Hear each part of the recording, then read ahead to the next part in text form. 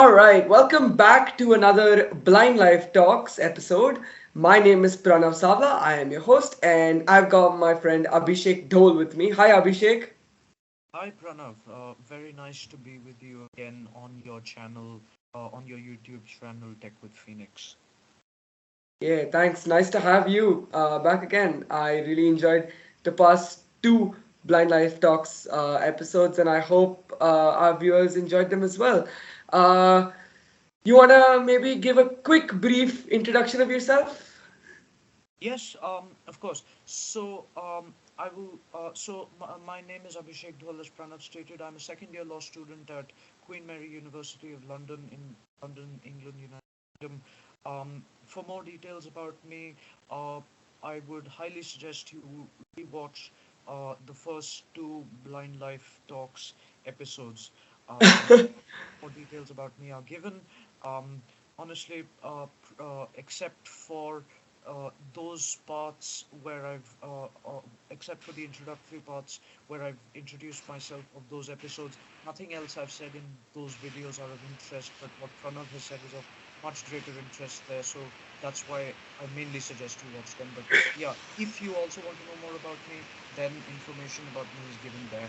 And yeah, for any devoted follower or followers who have been following, who have been um, keeping with us from this on this series from the beginning, um, and who may be able to either uh, through hearing or sight be able to ascertain that my surroundings are slightly different. You are right. My surroundings are slightly different. I'm um, I'm not in my room. I'm not in my house. I'm not in my locality. I'm not in the city where I made the last two Blind Life Talk, where Pranav and I made the last two Blind Life Talks videos. I'm not in the same Indian state. I'm not in the same part of India that is south of India, and in fact, I'm not in the same country, nor am I in the same continent. I am, in fact, in a country 5,000 miles away in the continent of Europe. Um, I am in. I'm in. I'm back for my second year of law school in the United Kingdom, to be more precise, in the British capital of London. And where I am currently is um, my what we would call in India my hostel, my college hostel room, what they call in United Kingdom parlance, um, my halls of residence room. This room, as any of you who might be able to see will have noticed, is is very much smaller than the size of the room I was in India. So I was staying with my parents over the summer vacation between my first to second years of law school at the time, and the room where I was much bigger. Um, Here, as you will see, um, there there are, rather than having a window um, towards my back, uh, uh, there, there are coat hangers, um, a, a bed with a not very well made duvet, and very two very um, two very badly placed pillows on it. That's my handiwork. The coat hangers are essential because this country can be as cold as -1 degree centigrade. To be accurate, this country can get much colder, but London can get as cold as -1 degree centigrade. Other parts get colder. And yeah, as it happens, the desk of my room is positioned in such a way that the window is in front of it, and at present I have it closed because we're making this video at a time of day in Britain, which is usually the lunch hour, and my room overlooks the university restaurant. And as there are spaces to sit outside, there are many students sitting outside the restaurant right below my window. Um, clattering with their knives and forks. So we can't exactly have Pranav's great wisdom and my not so great babbling obscured by those kinds of things. That's a nice description, actually. Uh, your bed Yes, sort of resembles mine, to be yes. fair. I will just add a quick postscript to that. One of the reasons, as I have said on previous occasions, that I am living in this 5,000 miles far off country from my own, is because of because of the bad state of the topic we are going to talk about, which in broad terms is accessibility, but in general terms, in more specific terms, is digital accessibility. So, because both Pranav and I are blind, we encounter lots of um, uh, disability discrimination related barriers in India, both from a physical perspective and in the digital marketplace, which to a large extent I don't encounter um, in the West, which is why I decided, which is one of the many reasons, the others being better research opportunities, work opportunities, teaching facilities, etc., that I decided to move to England. Yeah, and actually, that is a very, very nice sort of uh, segue. That's the YouTuber language, my man. Well done. That's a nice segue into exactly what we're going to talk about. Though before that, I just want to quickly mention one thing. Our audios may sound a bit different compared to previous Blind Life Talks videos for a few reasons. Because Abhishek and I have recently been a bit ill, so our voices are probably not of the best quality because our throats are a bit bad. Abhishek is actually on the better end of the spectrum here. He's actually recovering. You just recovered, right? Yes, yes. I just covered. I actually got my cold on Monday. Went over to in England, unlike in India, because of a provision of healthcare by government. Small matters such as colds aren't dealt with by doctors, so I didn't have to go through all this business of a hospital appointment. You can buy cold prescription medicines off the counter. So I literally just went, um, bought bought a medicine whose name I've forgotten, but which tastes like a black currant powder off over the counter from our nearest pharmacy, and have dissolved it in cold or in hot water over the last 3 days and had it.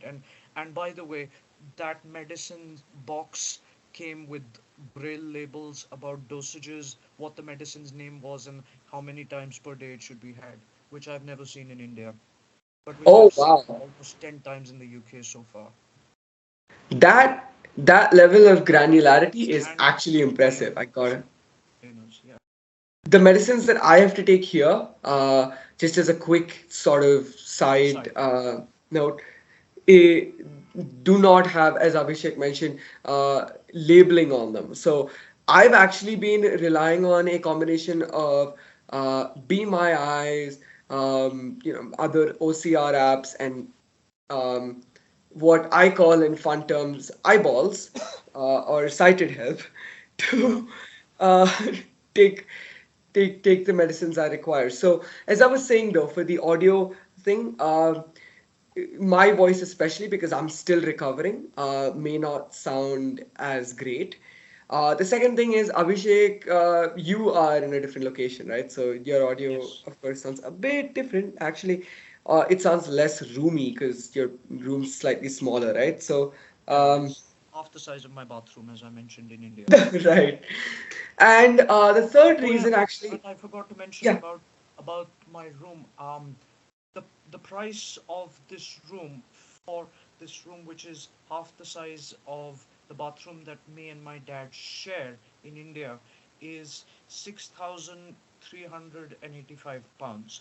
Now, for any Oh, of you who follow the British news cycle at all, you will have noticed in recent weeks that the Chancellor of the Exchequer, who in other countries who actually use common sense English is known as a finance minister, um, has been meddling with budgets and various other things, and therefore has caused exchange rate problems for the pound. But general, £1, leave aside what the Chancellor of the Exchequer Finance Minister Kwasi Kwarteng has been doing for now with the pound, and uh, understand that the general exchange rate between the pound and the Indian rupee is £1 equals 100 rupees. So the price of this room, this um, this tiny little space, for 1 year is what I could is what you can get in Western countries because of rising property prices, but all you can get in Western countries, but especially in London because of rising property prices and lack of availability. But this is all you can. But for the same price in India, uh, I could sell. My dad could sell our entire house to you forever. Oh wow. That For the very excuse same me. price of 300 of £6,385. Right. Oh wow. That's like 600 something. That's what we would call 6 lakh. Six. Uh, Oh right. Yeah. yeah, 6,385,000 if my calculations are correct. No, 38,500 rupees, Indian 500. rupees. Yeah, Right. That is that's a lot of money for the room, to be fair. yeah. All right. As I was saying though, for the audio thing, the third reason is we don't have our headphones on, so we're actually not using our headphone microphones, uh, but we are using internal, like our laptop's internal microphones. So it may sound a bit different.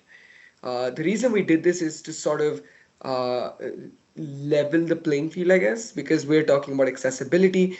We hoped actually that we could simulate something where, because we use our TTS, text to speech software, to read contents on the screen on a daily basis. We hoped that we could simulate a normal working day and actually have that We hoped, pipe through. actually, we hoped to put it in a slightly more blunt but confrontational way. We hoped we could that by having um, we will in this video we will be demonstrating certain things on this computer on my computer to you specifically, which we'll come to in a few minutes.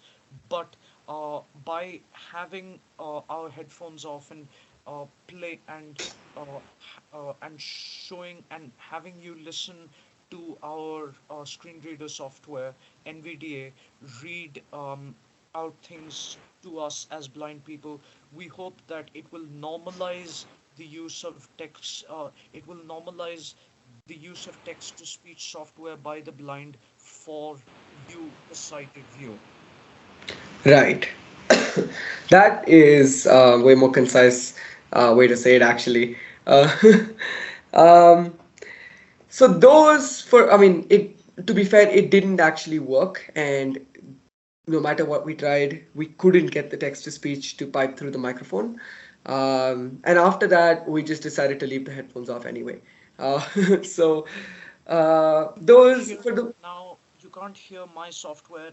You can't hear the screen reader software from my computer now because I'm not screen sharing as of now. But when we do begin the demonstrations, you will hear it. You'll probably indeed. see.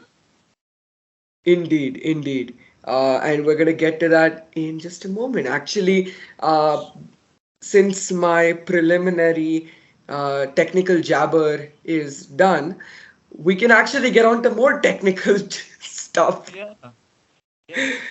Uh, Talk about so, what the British would yeah, say.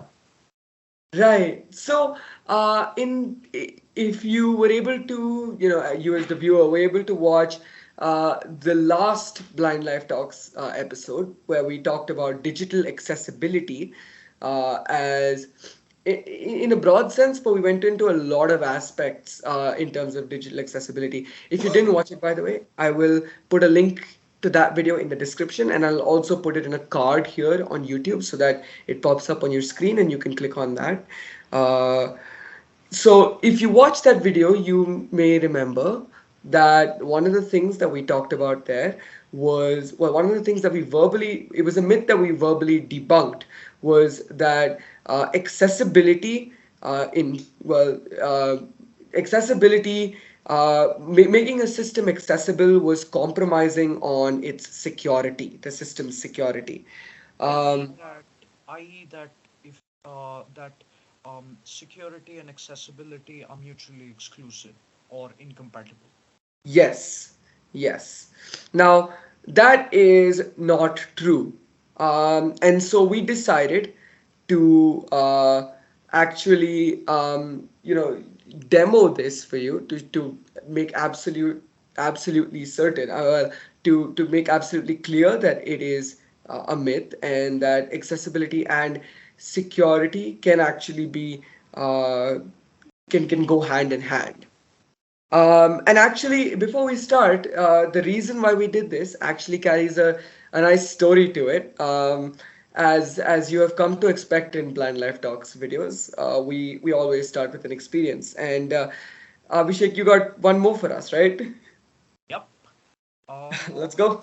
So yes, we will. I will actually recommend that you watch the story that kindled our previous Blind Life Talks video, which is within the Blind Life Talks video itself. But I will quickly repeat that story and tell you the other one as well. So that story, which kindled our second Blind Life Talks video, but our first on digital accessibility, um, was was basically this. I went to and after I returned from the UK from when my first year was finished after nearly 9 months, I realized that I needed a temporary Indian SIM for my phone. Otherwise, because what happens is with my UK phone provider O2, I would have to keep my phone on airplane mode uh, 20, more than 20 hours a day, for more than 20 hours a day. So without, if I did not want to incur a charge of 7.12 pounds per MB of data, which is 712 rupees per MB of data. Um, so yeah, so I went to an Airtel store, and they said and and one of the security authentication procedures they said that they required for a SIM was that I have my eye perform an eye blinking motion. Now, the nature of my eye condition means that my right eye is smaller than my left eye. You can actually, for a sighted viewer, you can actually see it. I have my glasses on, but I'll take them off for just 5 seconds so you can actually see it. Just quickly count five, three, four, five. Glasses snap back on. So Yeah. now, as I said, um, uh, uh, the system could not handle my situation because of very because of no meaningful disability rights law in India, um, and because even to the extent that a law is there, very lax and completely disinterested enforcement mechanisms. Um, Airtel did not feel it was under an obligation to um, design a system that would take into account my situation or the situation of billions of other blind persons in India. So instead, what they did was they said, take a SIM in your dad's name, which was what I did in the end. Um, and as I concluded my story that time, I will conclude it with almost the same words. The only country in which I have a functioning, accessible phone system in my own name is the UK with O2. Yep. The Uh, other story, which specifically kindled this, which even more outraged us and kindled our fiery desire to make this video, was my experience with HDFC Bank, which is, for non-Indian viewers, a supposed to be one of the better known Indian banks, but is actually one of the most horrible banks anywhere. Um, Apologies, but that's just how it is. Um, Unfortunately, what happened is I inherited an account from my mom with them when I turned 18. It was, in retrospect, at the time, because I did not know and because I had other things to think about, it seemed like the best birthday present to have got. Um, but in retrospect, it's the most it's the type of birthday present which is a pain in all the wrong places because of its inaccessibility to me. Um, but which I cannot give up because because I'm still an Indian citizen, and in case at some point I return to India, I'll have a lot of explaining to do. Um, so what happened with hello? Are we still Yeah, yeah, I'm connected? still here. So what happens with HDFC Bank is um, on they have they have loads of accessibility issues, some of which we will speak of from time to time in this video. But one of the main things is that on their website, on their net banking login page, what in other countries is known as online banking, they have as a form of multi-factor authentication, MFA, like how you'd have um, MFA in email of typing in a password and then having a code sent to your phone or something like that. Um, the, their form of MFA was what is known as a visual capture, a combination of text and slash or numbers or visual characters which show up on the screen and which have to either be selected or typed in, along with what is known as uh, an IPIN, which is basically a password or what in some banks is called a passcode. Um, Now, the types of software that we described the type of software that we described earlier that reads stuff out to us on the computer and that allows us to interact with our computers as blind people, which is NVDA or any other screen reader software, does not interact with visual captures or with images. So it is it's just not programmed to. So it cannot tell me the um, the contents of a visual capture. For this reason, I have been for a long time I was unable to log in to my HDFC bank account independently. Yep. Now, what happened, I noticed when I returned from England in June, and I went to my branch in August. I kept postponing it because I hate HDFC Bank and its stupid procedures. Um, but yeah, I finally went to their branch on CMH Road for Bangalore-based viewers, and my newly appointed relationship manager um, told me that there is something called secure access, which is creating this problem for you of a visual capture, um, and which is creating MFA at all, which is why MFA is being asked for. If the secure access feature is disabled, then you will be able to log into your HDFC on net banking just by typing in your IPIN and your customer ID.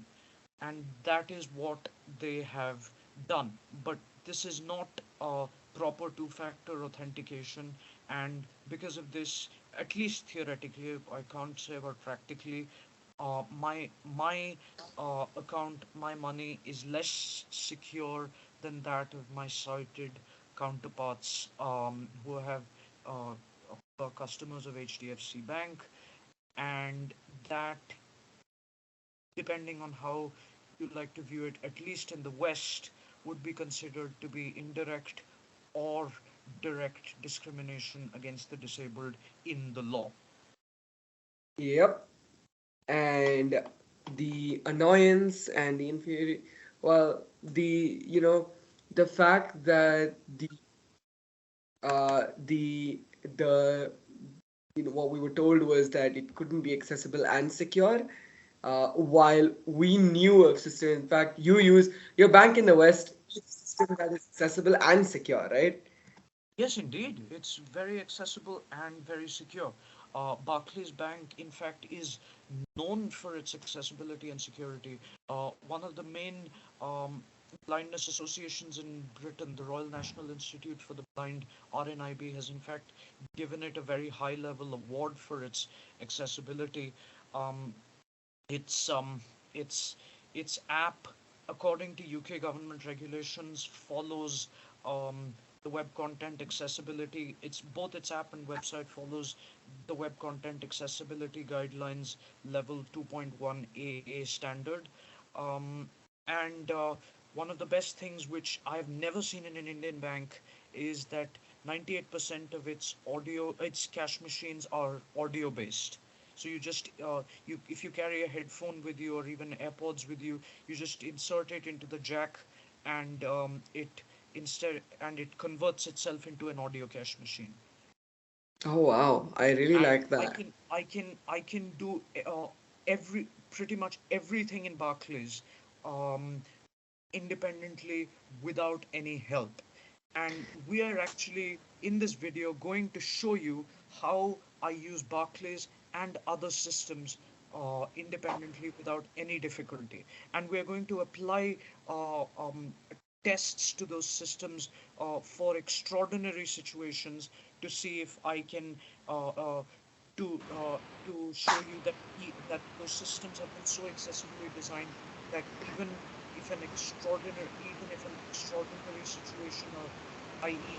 a situation that doesn't happen every day, arises, I won't I as a blind person won't have a problem resetting or whatever. Yep. So the idea behind this, as we have mentioned, well, as we've reiterated a few times, is to show you that accessibility and security can actually go hand in hand, and that to think that they are mutually exclusive is just to believe in well, is just believing in a myth. Uh, so you ready to kick it off? Indeed, but before that, could we quickly take a step back and for anyone who may not have yet seen the second video we made on Blind Life Talks, the first on digital accessibility, and but may still be continuing with this one, and quickly give a definition of digital accessibility just so that everyone's on the same page as to what we're talking about. Sure, and you might correct me here because I am kind of bad at defining stuff, well, in Just concrete. But tell us what you think digital accessibility means to you. yeah, sure. Digital accessibility just, generally is making sure that any digital system, any electronic technical system that uses software and hardware, um,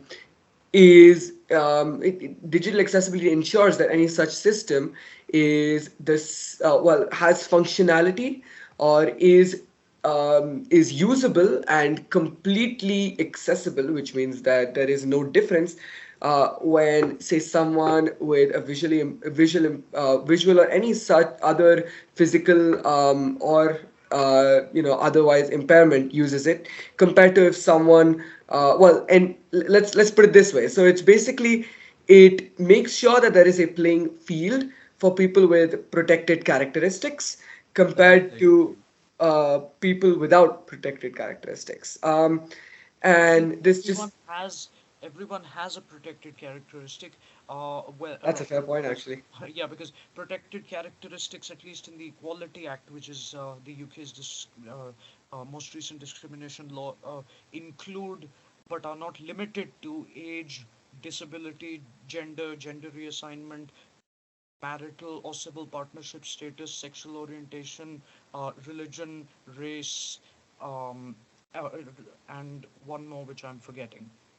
So, Okay, thanks for reminding me. I tend to so forget yeah, that. it includes a lot of things. So basically, it based on digital accessibility is mostly for aimed to ensure parity and a level playing field for people with one specific protected characteristic, Right. which is disability. But the Yeah. protected characteristic of disability can come about from other from another protected character, can at times be the result of another protected characteristic, which is age, because uh, um, uh, a lot of not a lot of, but at least some people as they age may may lose may lose their sight, but that doesn't mean that they lose access to the digital marketplace. Um, uh, Indeed. for Indeed. Yeah. in fact, the U.S. Uh, a U.S. Court of Appeals for, I think, the District of Columbia Circuit judge called Judge Shumosky expresses it very well. He expressly once he himself is visually impaired. This American circuit court judge, whose name is Judge Shumosky, he himself asks that uh, if you were yourself, if you were sighted for a long while and then all of a sudden, for a reason beyond your control, went blind, and then lost access to everything, and were and was told that there was nothing that could be done about it, and that nothing would be done about it because nobody was obligated to do anything about it, how would you feel? Indeed. And there are a lot of guidelines that actually set a standard or a specification to ensure digital accessibility is kept in mind. In multiple scenarios. The most commonly known one actually is the Web Content Accessibility Guideline for web content on the web that is viewed through a browser or other medium. But there are others as Yes. well, and I'll try to link some of these in the description for your perusal if you so And wish. yes, when Pranav says the most well-known is of these guidelines is the Web Content Accessibility Guidelines, uh, those are the guidelines if you are a developer that you should be looking at, because in markets where these things are properly standardized or regulated, such as in the UK or in the US, and hopefully at some point in India, um, the government regulators uh, write their regulations or laws based on the web content accessibility guidelines. For example, the public sector bodies, mobile apps, in brackets, mobile apps and websites accessibility regulations 2018 in the UK specifically state that categorically that all um, uh, that websites developed have to be um, of Web Content Accessibility Guidelines WCAG standard 2.1 AA, which is one of the highest standards of digital accessibility on the web that can be achieved. In fact, and as a I'm sure you're developer, yeah, as a developer, you're hopefully, I familiar say with them hopefully, already. yes, you're hopefully taught these at some level of your education or employee training, but that is an entire discussion in itself Yes. that we actually In went our, into great of detail. course, in our opinion, in an ideal world, at least in my opinion, I uh, you agree with it, Pranav. If you don't, you're perfectly free to disassociate yourself from this. But in my opinion, at least, I would say that um, if you are a developer and you don't know your WCAG well enough from back to front, um, that is a reflection on your competency, skills, knowledge, and or qualifications, if any. That is very true, and again, in an ideal world, this would be a huge, defining factor or a huge differentiating factor to ensure that you get employment somewhere or any other opportunity. Um, but as I said, that actually opens up a whole new discussion that Another story. would actually be fun to talk about once. Yeah. But as but today is about today's to ensure that we want to debunk one of, as I said, one of the biggest myths, most well believed myths, at least it is so in India and maybe some other eastern slash southeastern countries. Um, and so, Abhishek, you wanna take it away, or we have Yeah. some other preliminaries that we may Yeah. want to cover? So again, I'll quickly restate the myth. The myth is that digital accessibility is that accessibility of a digital system compromises its security. So if we think about it as an essay question, it's accessibility compromises the security of a digital system. Discuss. Our proposition is no, it doesn't. And hopefully, by the end of this video, we should have convinced you by proving with the use of uh, very accessible while at the same time very secure digital systems that it that this is not the case and that our In, proposition. Indeed. Before we begin, I just want to mention one quick thing. For demonstration purposes, Abhishek, you're using an Android phone, right? Um, Yes. with the screen reader called TalkBack, with TalkBack, which is a default screen reader on Android, Yes. running. Uh, he is also using on his Windows computer, which you're also going to be able to see soon, the free screen reader NVDA, non-visual desktop access, with the eSpeak speech synthesizer, which I believe is the default one right now. At least it was when I installed NVDA the last time. Um, Still the default. yep. With an accent of English, Great Britain, and a speed um, of 48. I think 48 48. words per minute. That I believe is in words per minute, but Yes. don't quote me on it. And the I think it's reason percentage actually, to that's be fair. that's not my normal speed. That's, by the way, not the speed at which I normally use it because I have to do a humongous amount of reading for law school all the time, and I cannot afford to read 48 words per minute. I do it at a much faster speed, but for your convenience and for your understanding only, for the specific number of amount of time that it takes to make this video, we I have slowed down my NVDA rate of speech. Indeed. All right, Abhishek, the stage sort of is yours. Uh, and you are free to show Uh, us. just one moment. Uh, let me just share my screen. Sure. That's what I think goes wrong. On the subject We of are sharing. actually we're we're Yeah. actually using Skype as we normally use Google Meet for these videos, but we're using Skype today as we discovered that Google Meet doesn't allow you to share audio, and neither of us has a Zoom license.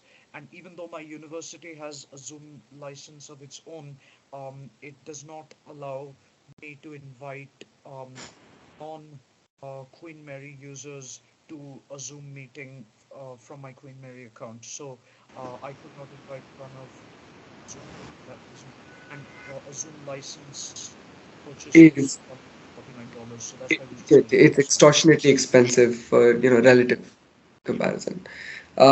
Here we are. We Share screen. always love how Skype has some weird um, problems, but that's another discussion. Right. Actually, we talked about this is WCAG stuff. Sharing. Here we go. Here we Now go. Desktop list. Firefox check. you can hear my NVDA, can't you, Pranav? I NVDA. can. Firefox check. Go check. Firefox check. Right. So we will today. I will be demonstrating two, and if there are no time constraints, three very accessible systems to you. Um, the ones that I definitely will demonstrate are my university email multi-factor authentication and my Barclays bank account, which is kind of the one that actually requires more security. So what I will do, I will not do this for So what I'll do for my email account is I will show you multi-factor authentication, and as we said earlier, we would Pane widgets. uh, Graphic widgets. sorry, Desktop list. we would do some we would try to introduce some extraordinary situations so that the system could be put to a bit of a test to make sure that to show that even with the test, even if there is an extraordinary situation, I as a blind person can sort it out independently, and if I can't, that is a fault of the developer s in question. Now, how we're going to put that to the test with my Queen Mary email is I'm going to click, after showing you multi-factor authentication, I'm going to sign out and sign in again and click a button called forgot password. And what happens once I click on forgot password, we will see. I told Pranav that I would investigate what happened with forgot password once before showing you this video, but decided eventually unilaterally, for which I apologize, Pranav, that I would No, not that's fine. check it and would do it spontaneously. So, That would honestly, that would actually be fun, both so of us going into it with that. let's. So our first demonstration is with the email of Queen Mary University of London, which claims to be, to quote its strategy 2030, uh, desirous of making ourselves the most inclusive university of its kind anywhere. Let's roll. NVD Firefox checkbox. Mozilla Firefox navigation toolbar combo. Now, uh, to the extent I can, I'll try to explain verbally as I go on, at least with this system. With others, because of concentration related questions, I may not be able to, but we'll come to that. I'm now going to type in the URL to get to my email sign in page, which is, and because I've typed it so often, my browser automatically takes it after one letter. Mail.q. Mail, as in mail dot qmul dot ac dot uk, qmul being an abbreviation for Queen Mary University of London. Blank. Mail. Here we are. Mail dot qmul dot ac dot uk slash is in my browser. Here I click. Collapsed. New tab. Sign in mainland. Sign in to Outlook. Out of list. Now here we go. List with two. The option I click on here is Out of the list with two items button. Sign in with LT20. sign in with LT21102 at qmul.ac.uk. That is my QMUL username. You won't know my password, so there's no point you knowing my username anyway, so I'm not doing anything confidential. Here we go. Password box. Enter the password for LT20. Star. Star. Star. Star. Star. Star. Star. Star. Star. Star. Star. Star. Star. Star. Star. Star. Star. Star. Now, as you saw, you could not make sense of what my software was just, of what NVIDIA was just saying. It was just reading, in case I was typing too fast, star, star, star, star, star, 18 circle. 18 times, because my password contains 18 characters. That is to protect the security of my account. Um, that is a program, that is something, a function that the screen reader has programmed into it. Now, Forgotten my password. Uh, here's, before you go ahead, might I also add actually that, excuse me, um, this is also when you type something like this, a star or maybe a circle is actually what is also shown visually on the screen. yes. Um, Oh, for those who cannot see the screen, uh, sorry. to protect the uh, to protect the Security. private, well, to keep the privacy of Abhishek in mind here. This is also what's shown on screen when he types that password in. Okay. Yeah. So, my focus, at least with NVIDIA, is now on the forgotten password button, but that is not the button that I'm going to click now. The button that I'm going to click now is the button right after it if I press a tab key, Sign in button. which is sign in. Alert. Alert. Save login for macro.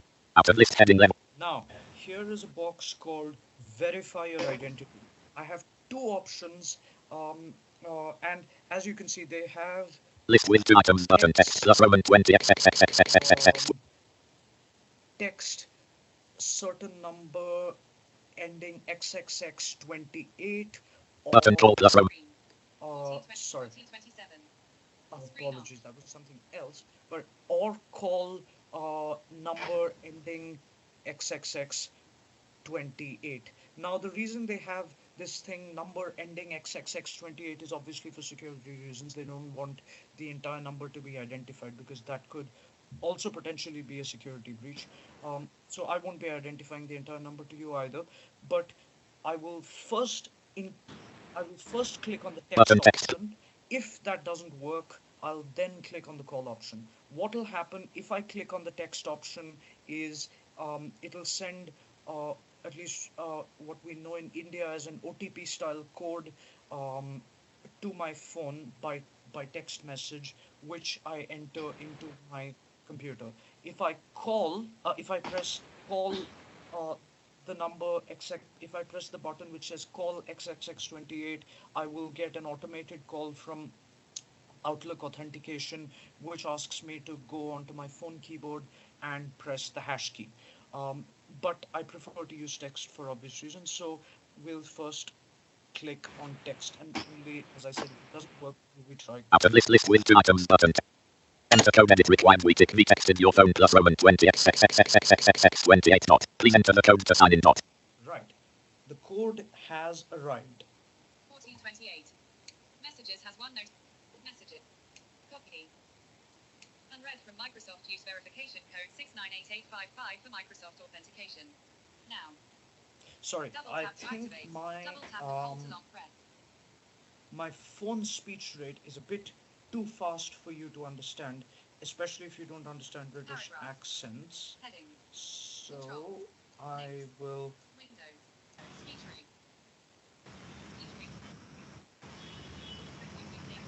So O2 I underscore actually 1 and 2. ended up increasing Open my language. speech rate. Characters.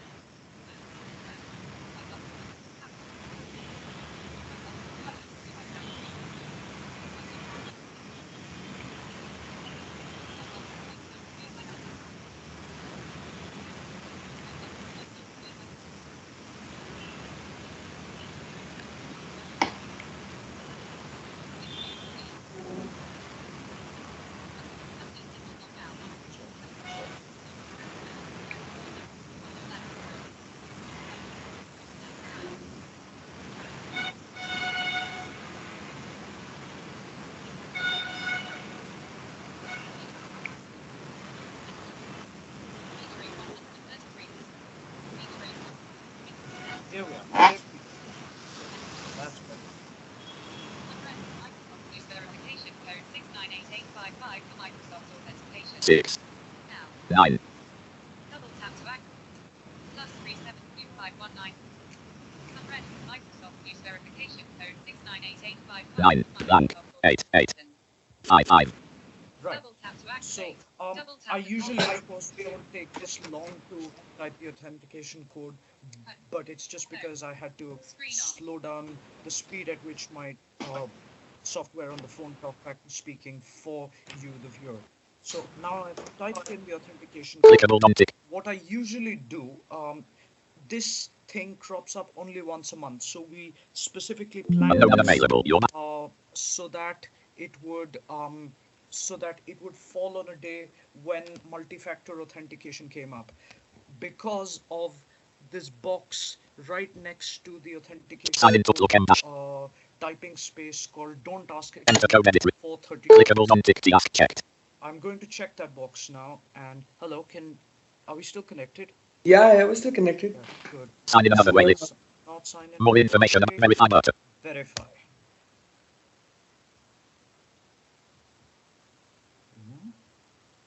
Login name must be in the form button verify.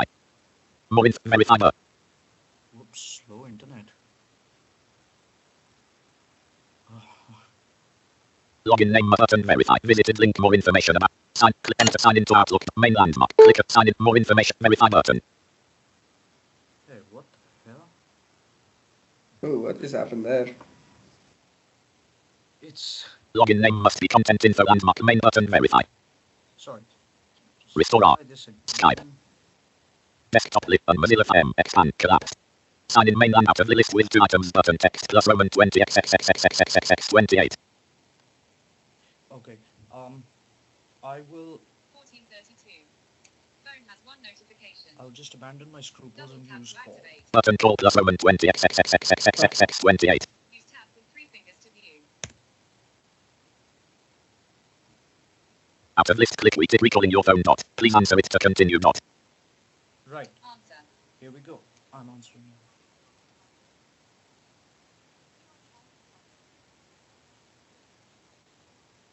Video call. In pager. Speaker. Keypad. Asterisk. Out of pager. Oh, Alert we called your phone but didn't tick to receive the F. sorry. Heading level we tick recalling your phone not. Please answer it to continue not. Notification. Double tap to activate. Double tap and hold to long press. Action. Predicted app. Home. We called your phone but didn't tick to restore Skype. Again, I Desktop usually list and Mozilla IM expanded have collab. that to me, but Mainland map. Out of the list with 2 items button text plus button call plus Roman 20. Yeah, let's try that again. yeah, let's just try that again. Phone. Call. Answer. Keypad. Hash. Out of pager. Okay. Busy working busy https://outlook.office message list complete. See which on my phone keypad, which I did, I was just a bit slow last time because, as I said, I usually don't use the call option, but I had to because somehow when I typed in the text code, it wasn't working. Just as a kind of quick aside, now that we've demonstrated that this is something I can do, even if it sometimes has its foibles. Let's quickly see. I mean, you may wonder, can I read my emails on my own? Yes, I Message can. list Francis Reed. Sorry I missed you. So here is something from somebody called Fran Rideout who just says that she's sorry to miss me. Stephen. Zoe Asatube. Red. Zoe Asser, who is one of my tutors. The Times Friday test briefing 06 colon. Oh dear, dear, dear. I hadn't seen this since morning. 00. My university has subscriptions to 2 newspapers, so I get newsletters in my email automatically in the morning. So here's the Times. What do we have here? Reading page. Dear, dear, Oh, dear. this is gonna be interesting. What's the head? Button sub. Let me see again. Message. The red box. The penny drop. The Times Friday test briefing 06 colon 00. Tories plot to oust Truss Army. Oh god. Briefing. Tories plot to oust Truss. Dear, dear, dear. It's not their Nice. fault. Yeah, for anyone to whom that headline would not make sense, as you or who may not live in the UK and who with whom it's not clicking immediately, um, as you may know the or may not know, the UK um, had a very tumultuous couple of months of politics in the has had a few very tumultuous months of politics with the former Prime Minister Boris Johnson completely smashing his credibility by getting himself into various scandals, including attending parties during lockdown, lying about Parliament, employing um, employing a known sexual harasser in his cabinet, um, and condoning bullying among of civil servants among his ministers. That led to a snap leadership election in the Conservative Party, and the new Conservative leader in that system gets elected the Prime Minister. And that was the new leader was elected as Liz. The leader was elected was Liz Truss, and she began her premiership on the 5th of September. But she, for various reasons, which include very foolhardy economic plans, she and Oh. her finance minister Kwasi Kwarteng um, have been squandering their credibility since the 5th of September. And now it seems, according to the Times, which is one of the UK's more reliable newspapers, that Tories are the Conservatives, Tories as we call them here, colloquial name, are planning to conduct another coup d'etat. So yeah, there They we are. they should. I Red box. mean, The penny. Zoe Asatube. another Yeah, another uh, Stephen. no, almost no importance. This Zoe Asatube. other email from this person called Zoe Asser is just something academic related, so we'll leave. Restore Skype. So yeah, that's done with the that's done with demonstrating the email, how I log into my email for you. Of course, 29 out of 30 days every month, I just type in my password. I don't have to use multi-factor authentication because I choose to check that don't ask for 30 days again box, not because somebody chooses to check it for me. Um, so, uh, uh, the reason I emphasize on that is because of HDFC Bank's stupidity, because they said that we'll disable secure access for you, um, and you cannot enable it again. And if it's enabled, then you can't access it. Here, both the accessibility and the choice is completely mine. Yep. So, yeah, that is one part of the email demonstration concluded. Now, we'll do the other part where I show you what happens when I forget my password, if I forget it at all. Desktop list. Of course, in real life, I won't, but here I am choosing to be. I'm choosing that my memory is selective, just as Boris Johnson, an Oxford graduate, chose to have selective memory about lockdown parties in 2020. NVDA check That's Firefox. So yeah, we will just have to go through one unnecessary step because as I use the call feature to get into my email rather than the text, I unfortunately think that the do not ask again for 30 days box did not get checked. So I will have to sign in and out of my email again and use the text and check that box again. NVDA Hopefully I Firefox got check that on right Mozilla this Fire. time. Expanded mail.q. Collapsed. Mozilla Firefox. Email blank. Oh, Message list. oh, I didn't Buttons. manually sign out, so it just signed me back in Find. automatically. whoops. MANAGER. Clickable banner landmark. Account mark clickable LT20. Visit a link open above menu button. Sign out of this account. Mozilla. I was so anxious to keep some of the direct emails addressed to me private that Heading level 2 hang on. I just closed my email randomly. Heading level 2 tick visa. Right, so I've Restore signed Skype. out. Now I have to Desktop. sign Mozilla Fire. in. Expanded. Collapse. Sign in mainland. Out of list with 2 items button. Sign in with LT20. Enter the pass. Sign in. Knowing how these authentication procedures works and how many layers of stupid security I'll have to go through, I will not click a forgot password yet until I have that do not do not ask again for MFA for 30 days box checked, because otherwise I'll have to go through a lot of other things which will create a lot of hassle for me and make me very angry and irritated. So Adopted sign in button. Alert. Alert. Out of list. Login name must be in the foreground button. Your visited list with button. Out of list heading level 1. List with 2 items button. Text plus Roman. Enter code edit required. We tick V text in your phone plus Roman 20 XXXXXXXX 28 dot. Please enter the code to sign in dot. Code blank. Message. Microsoft. Use verification code OT.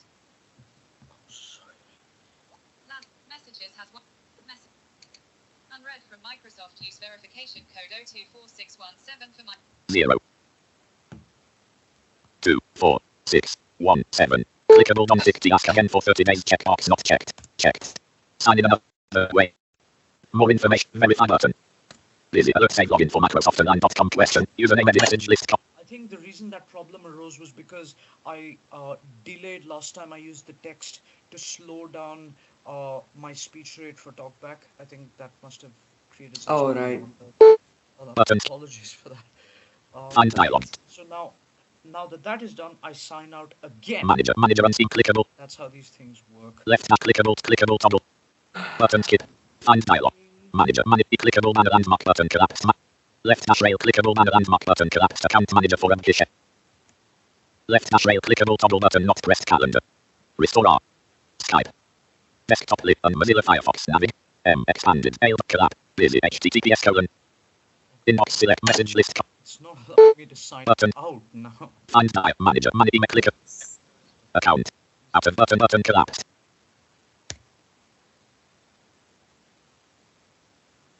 Restore Skype. Right? Let me Desktop list. Firefox Google Chrome. Restore pages question. Alert Chrome didn't tick the shutdown correctly. Cancel button 2 of 2. Untitled Google Chrome.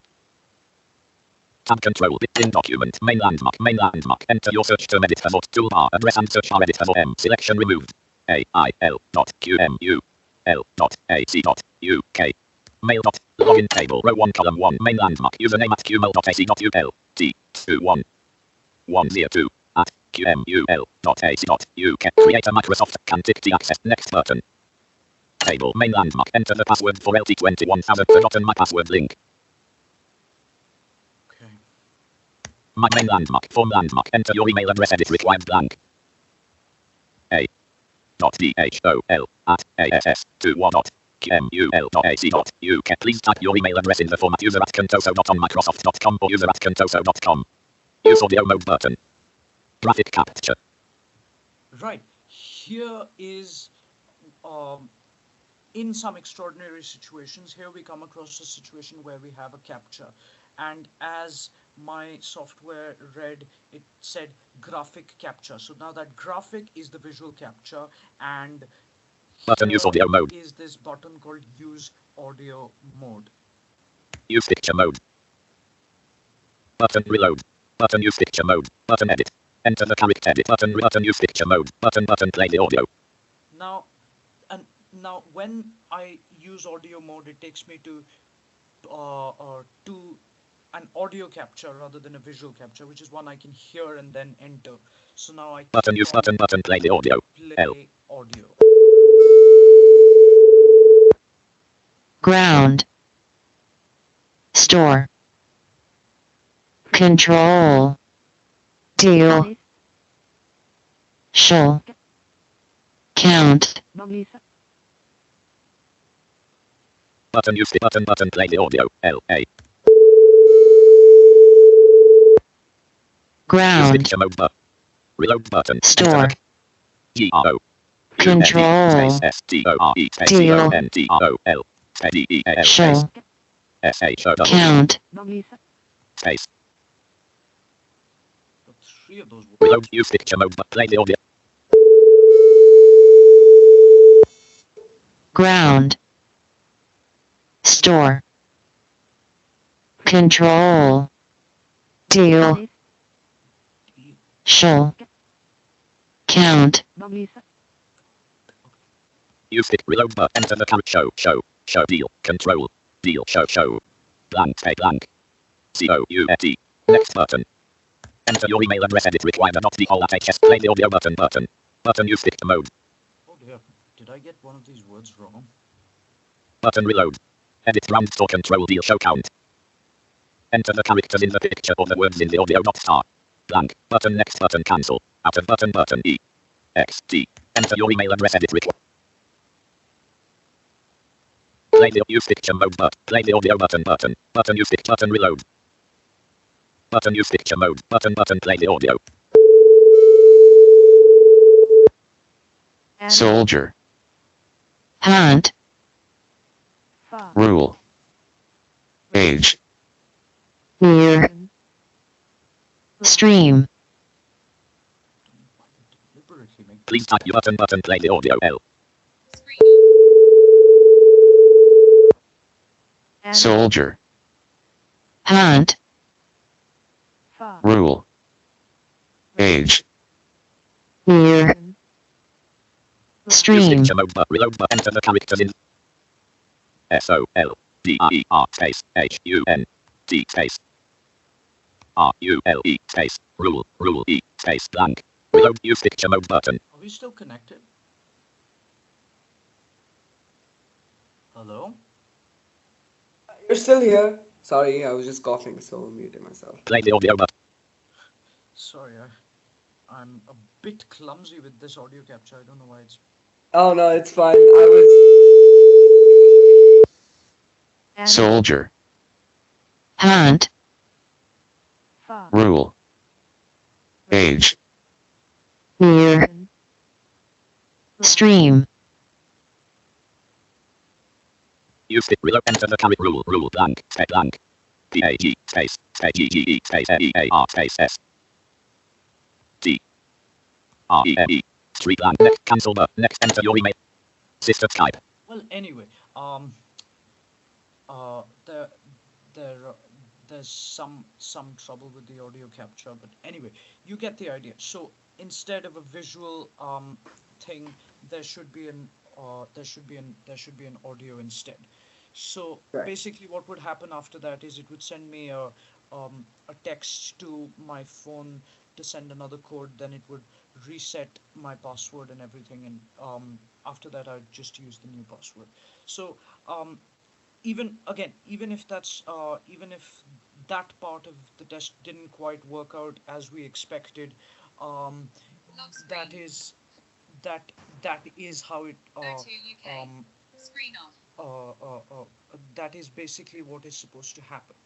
And yeah, I mean, as you can see, that was nothing to do with the fact that uh, I couldn't do the thing with them. It was just because of the um, indistinguishable nature of some of the um, words or something like that. I don't know precisely what it was. Which, which to be fair, is intentionally done to make it hard for automated systems to be able to, um, hear it. Um, But yeah, now we will. So as I think, as that should demonstrate that is a capture used in an extraordinary situation. Probably not the best idea. You should probably have something else instead. But again, that is only an extraordinary situation. I do not have to use an audio capture to normally log into my email. As you saw, I have to just use a text when I do multi-factor authentication. I just need to use text or if that doesn't work, I'll call. So yeah, I think that concludes with our um, demonstration of email, which is kind of a simple system. Now um, we move on to banking and Barclays Bank. This this again is something, as I said, which is likely to require more security than an email. Uh, so first of all, um, from a pure developer's perspective, like I'm not a developer myself, but from a layman's perspective, I would have thought that a captcha form of security would not be a good idea anyway, because a captcha can be got around while some other things are much harder to get around. But yeah, here with Barclays, we do not have any captchas anywhere, and we have things that are much harder to get around. So yeah, I will demonstrate Barclays Bank's online banking to you now, Desktop list. View. as long as we are still connected, which I think we are. we are going F5 ox check. strong. Mozilla Fire. So, there are two ways to log into online banking. First, using a combination of the Barclays app and the computer. I will show you that second, which is called the pin sentry method. I will use the second. I will show you the second and well, slightly easier method first, which is called login details. Um, and as I have to once I go to the Barclays login page, I have to log in within a maximum of 5 minutes. Uh, uh, if I want to avoid the risk of getting locked out, I will have less time to give verbal explanation as I proceed. But I do promise that once I am done with the process, I will explain it to fill in any gaps of understanding. So once again, the URL, which is in this case bank.barclays.co.uk. That's bank.barclays.co.uk. So here we go. B expanded. Bank.barclays.co.uk/bank.barclays.co.uk blank. And I hope this doesn't cause this NVDA speed doesn't cause a 5 minute limitation. Slash blank. Collapsed. Step 1 colon. Your details dash login. Okay. Tab passcode and memorable word. Here is that second method, passcode and memorable word. Selected. The passcode is Barclays' equivalent of an IPIN in HDFC, by the way. Show more link. Enter your 5 dash. Here is the 5-digit passcode. Star. Prompted. Please enter 7 character. Now, I'm directly tabbing here, but there before this box there's a piece of text which says enter these characters of your memorable word. So Prompted. Please enter 7 character. Please enter 8 character of your memorable word. Edit required 8 plan. Login to online banking button. Alert save password for barclays.co.uk question. Username. Banner landmark clickable menu button collapse submenu clickable messages. Click a menu button clickable menu button logger main navigation clickable collapse submenu link manage account clickable collapse submenu link save. Clickable collapse sub clickable collapse out of list button clickable heading level 1 below Mr. Dhol. hello, Mr. Dhol. Precisely. That shows that I have logged in. So, what I will not keep this page open for too long, because keeping it open for a long time will also cause security issues, because Barclays Bank is ridiculously conscious about security. Um, so I will keep it open just long enough for you to digest, for sighted viewers to digest its contents. Um, uh, um, I you will anyway see this very those these very two same pages again um, later when we do another demonstration. So I will close this for now and Restore quickly Skype. explain to you what exactly happened there. So once I visited bank.barclays.co.uk, I clicked on the second method.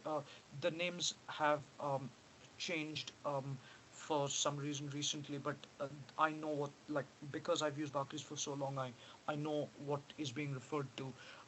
So they used to be known as the pin entry and login details um, uh, methods of logging in. So so on that first page, which NVDA read as step one, your identity, those two tabs, the Barclays app and um, the other one, which was passcode and memorable word, used to earlier be read as pin entry and login details.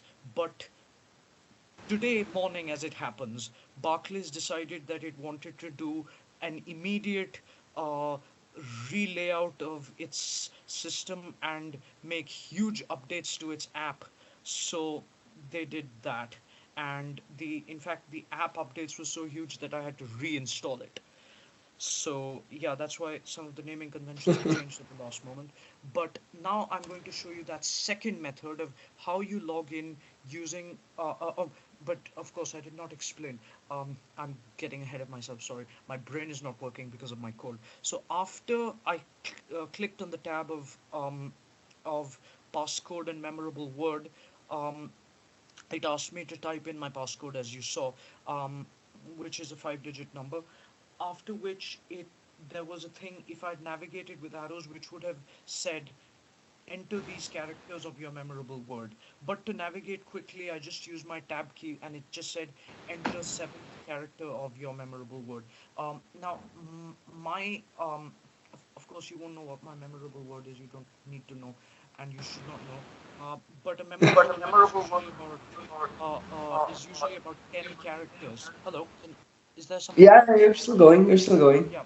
So a memorable word for Barclays is usually about 10 characters long. Even if it's two words, it has to be like written as one. So, so yeah, that's why they can ask for up to 10 characters. So you have to type the two characters into separate boxes. So the combination of the two details of passcode and memorable word is for them one form of multi-factor authentication. No captcha, nothing at all. Nobody is at a disadvantage. Uh, Smooth.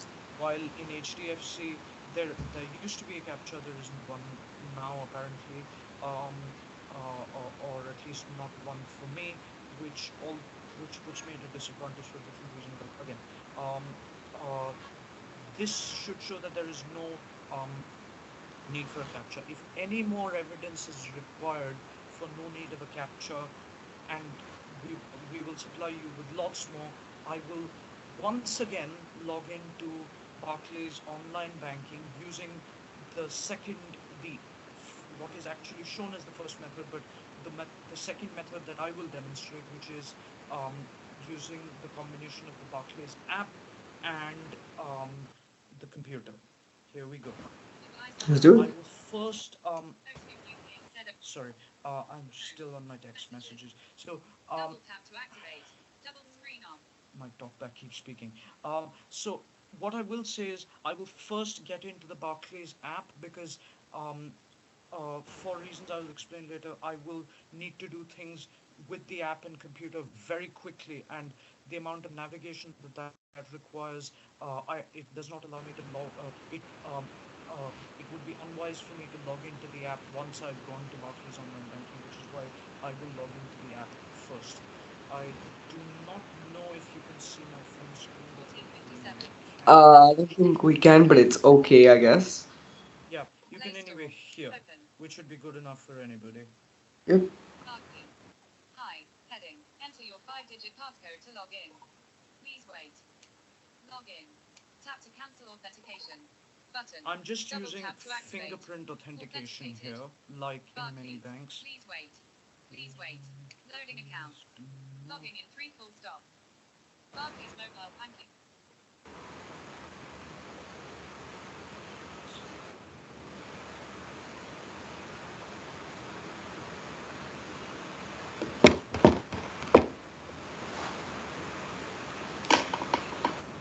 Abhishek Dhol. 1458. Home screen. Device unlocked.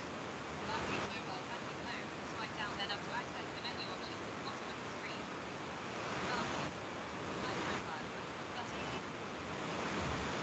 Unique edition. Account number 3013. So yeah, now I will navigate to I will navigate to the part of the app that I will need for this combination of computer and app login. Next item. Want to see how much you spent? Want to see? Help tab 4. My profile. More options button. More options. Settings. Mobile pin entry. Button. Double So tap to right, activate. Double my tap to focus activate. on my phone right now is on an option called mobile pin entry, which we will return to in a moment once I've gone to bank.barclays.co.uk, which we'll have to go to pretty quickly. Desktop list. And Mozilla 5e expanded and not collapsed. Step 1 colon. Step Step 2 the main landmark. We limit the time you have heading level to please. We limit main landmark and passcode and memorable word. 1 dot. Select PI click tab selected the Barclays app. Please enter first 4 digits of your PIN century card reader code edit required blank. pin entry card reader. Here we go. Settings. Button. Last log. More. Settings. Help tab. More. Help tab 4 of 5 not selected. Selected. More options buttons. Selected. Mobile pin cent. Mobile pin entry. Mobile. Important information. You'll need to enter your correct passcode when asked to generate a valid identify button. Keyboard at the bottom of which time enter. Your time authentication code is 319699. Code fixed. 3196. Please enter the last 4 digits of your PIN century card reader code edit required blank. The one-time authentication code is 31969963. 996. 3. Login to online banking button collapsed. 30 seconds. Homepage dash Barclays online banking busy. Banner and clickable out of list link explore tech pack TNC phone screen will from pound cover heading list with out of region out of list heading level 3 link taken at list link blank debit card try unclear available pound button arc sort code heading out of region out of list with 1 items clickable student additions account out of region out of list keyboard doctor reorder you last heading level 1 below Mr. D. Right, so I have logged into that very same page again, and as I promised, you Barclays mobile can banking see home. that very same page which My you saw profile. before again Back. on your screens. Barclays. Log out button. Please wait. Right. Barclays. You home. Now let me quickly log out of the app. Friday the 14th And of October. Screen off. now I will quickly close this page again because, as I said, Barclays is security conscious, and if I keep it open for too long, I'll get locked out. Restore Skype. So, um, what was done here? I hope none of all of that got captured. Like It none of did. what I did. Can I just ask that that part where I kind of entered my passcode, it on my phone it did not read it as star star star like how NVIDIA does. So, I can would you just mind like bleeping? Yeah, would you mind bleeping it out? It's I'll just cut it out, just to yeah. And even where it said, even earlier when we were showing the memorable word method, where it said enter these characters, and where I was entering them, it just did not read it as star. Please bleep those out as well if possible. I I will ensure that that's So, done. yes. So, what happened there? What did I just do? Um, I first logged into the this combination of using the app to log into online banking. I first logged into the app, went to a place on the app called More Options, and found something called Mobile Pin Central. I did not click on Mobile Pin Central straight away because that required something else, which you may have seen and which I will explain verbally as well. I then, once I'd found Mobile Pin Sentry, I went on my computer uh, and incidentally not on my phone to bank.barclays.co.uk. This time, um, instead of selecting the passcode and memorable word method, I selected the Barclays app method. Now, you may have heard NVDA reading those boxes as enter first four digits and last four digits of your quote unquote pin century card reader. Now, there is a physical device which is called a pin century card reader, but the mobile pin century feature on the app performs the same function as the Pinsentry card reader. I've never used a Pinsentry card reader, so let's not bother any more about it. Just suffice to say that mobile Pinsentry performs the same functions as Pinsentry card reader. So now, once I had selected the Barclays app tab as my login method of choice, I had to enter these two sets of four digits. Now, how did I get to these two sets of four digits? Um, I clicked on Mobile Pin Sentry in my phone and was then asked to, if I remember correctly, I always keep forgetting this, to um, uh, to re-enter my passcode or enter my passcode, even though I had logged into the app with my fingerprint. And then I was asked to select an option called identify. There are various options to generate various types of codes. Now, within identify was this OTP style 8-digit code, uh, and I had to enter four digits of that code into two boxes and then click on the login to online banking button. And as you can see, there is no one in my room, no one's helping me. I'm entirely on my own. My window's shut. There are people in other rooms down the corridor. Some of them are probably drunk. I don't know. They have no idea what I'm doing. I don't know what they're doing. So I was able to do this all by myself. And how secure is it? I log into an app um, which requires me to have a fingerprint. I go to an option in the app to use which I have to enter my passcode again. I have to click within I have to click another option within that, generate that code and type that code into my computer. How much more secure can you get while at the same time being accessible? In fact, one of my favorite parts is that the procedure would actually be exactly the same if someone was not using a screen reader and just using their eyesight, Exactly, um, exactly. which is And another thing that I wanted to quickly bring your attention to, because this is another HDFC Bank specific problem, and on their app. So um, for sighted viewers of this video, you will have seen that as I was using the Barclays app keyboard um, to type in my passcode, I was double tapping.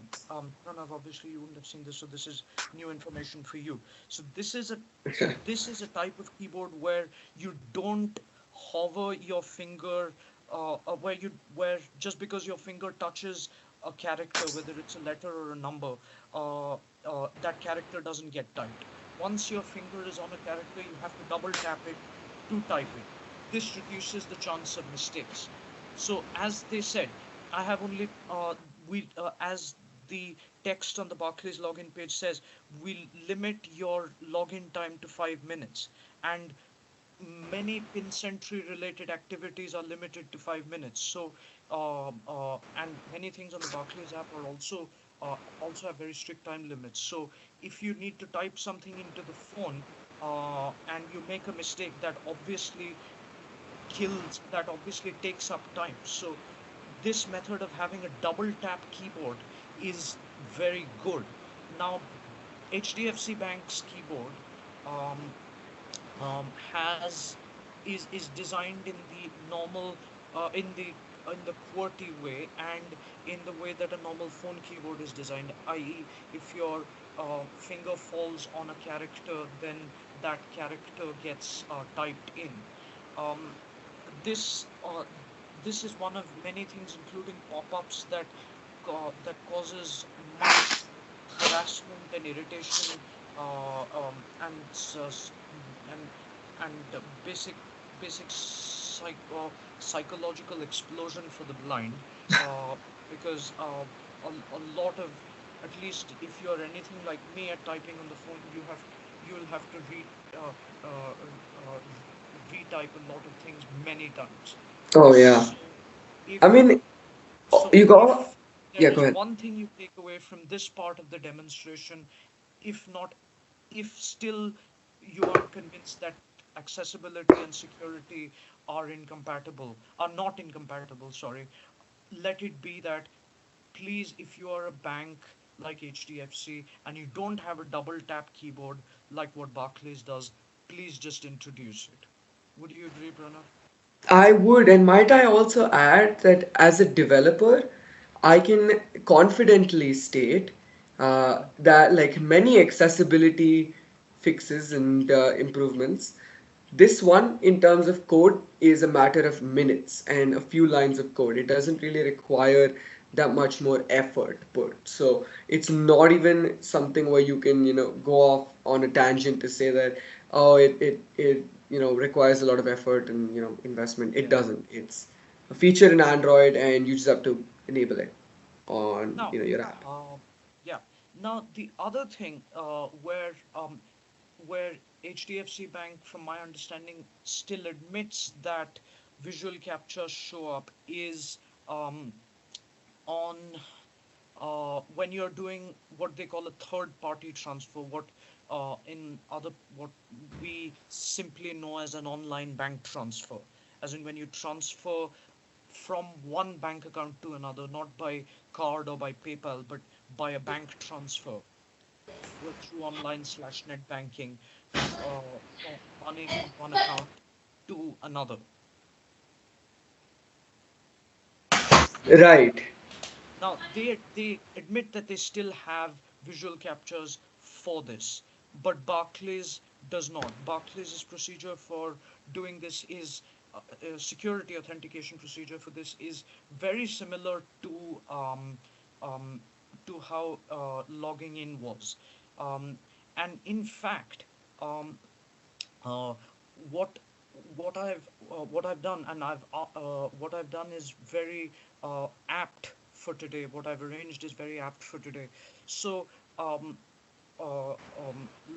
last year, for a couple of things that I needed, including um, help with the laundry um, uh, when when my allocated support worker to help me with from the university to help me with the laundry service was absent because due to illness.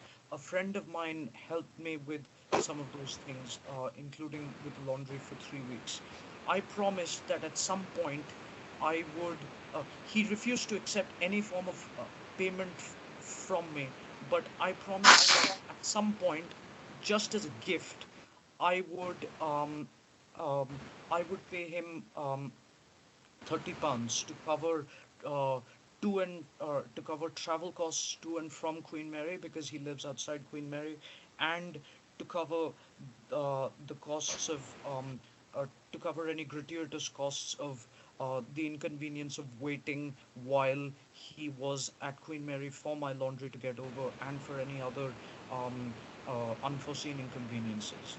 So, um, as it happens, my friend has given me his bank details and permission uh, to pay him on camera today.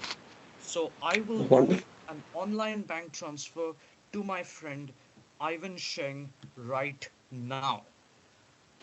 Even Which if I means don't have that his number. Desktop list. yeah, which means that if there were any doubt, if there were any, still any sort of misgivings Any about doubt any doubt about accessibility and security, uh, for has to any be sort of cleared now. yeah, for any sort of sane viewer, uh, that would be cleared by Uh, this showing. right now. Yes. Yep. In fact, what I'll do is I will.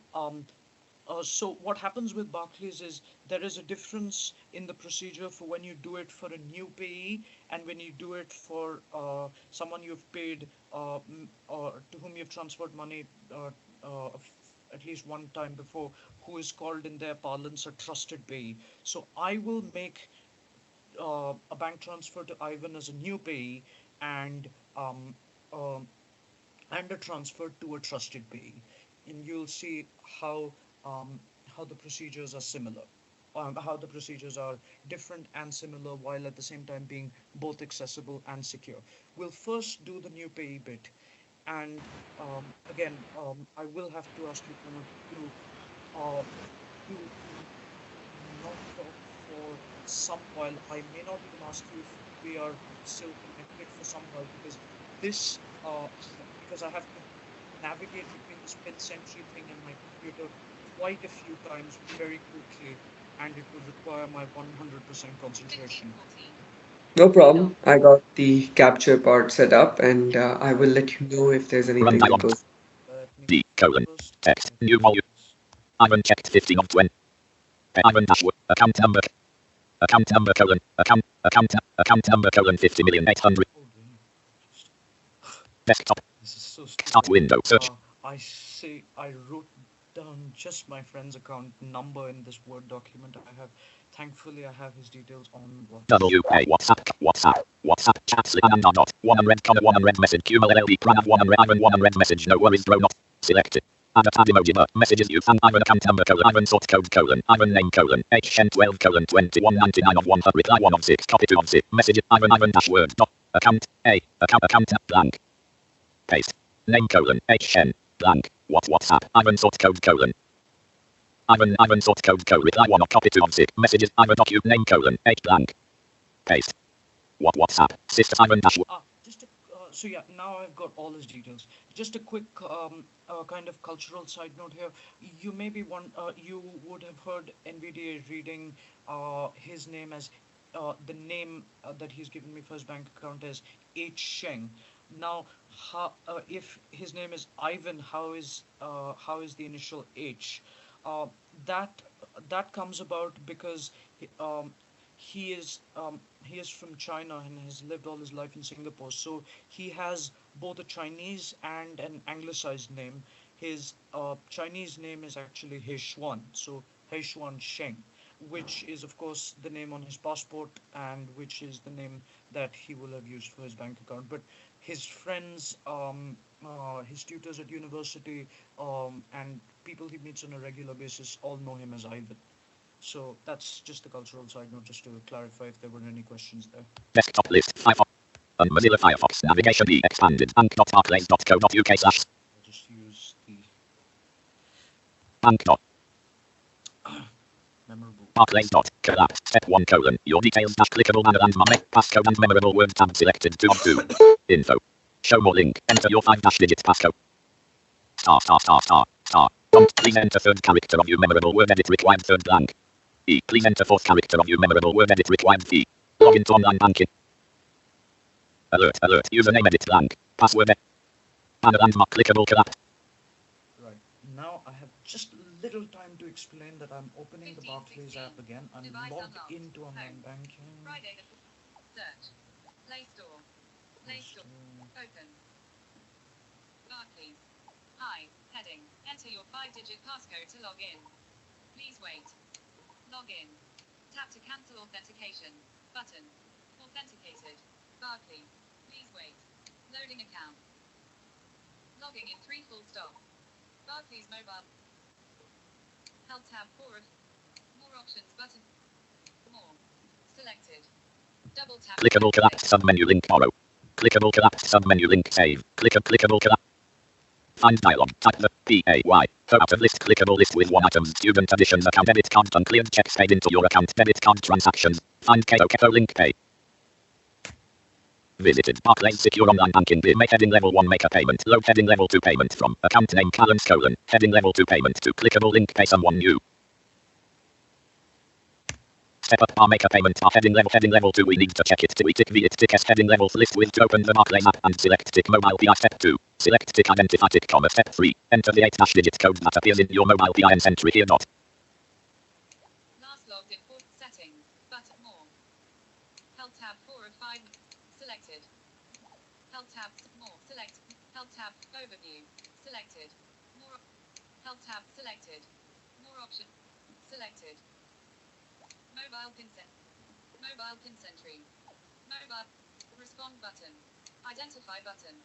Keyboard of the one-time authentication code is 137216008. List 8-digit mobile pin entry code grouping. First 4 digits edit required blank. 1 3. Please use your application ID. The one-time authentication code is 1372160. 8 8 7 2. Last 4 digits edit required blank. 1 6 0. Code will expire in 30 seconds. The one-time authentication code is 137216008. 0 blank. 8. Is your PIN locked question? Link opens in clickable confirm button. Loading comma. Please wait. New pay bar make a payment.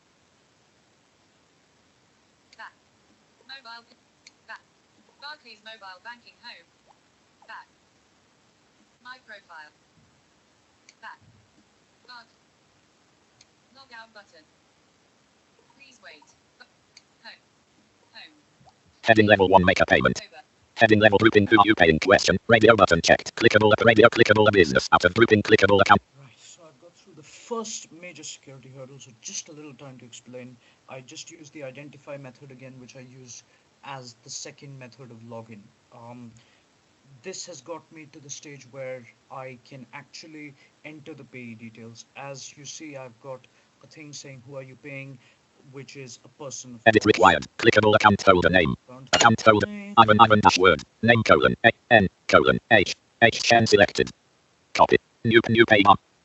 Shen. Plan N plan. Sort code grouping. First 2 digits edit required plan. Sort code. Sort code is something peculiar that British banks have of their own. No other bank Ivan.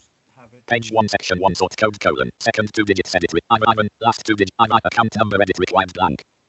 Sort code grouping. Last 2 digits. Account number edit required blank. Ivan dash word. Success the name on the account matches dot. Clickable continue button. Clickable button back. Button clickable continue. Payment details bar make a payment bar heading level 1 make a payment heading level 2 payment from account name balance colon pound heading level 2 clickable link change pay name colon H Shen clickable amount edit required. Clickable amount edit required in pound blank.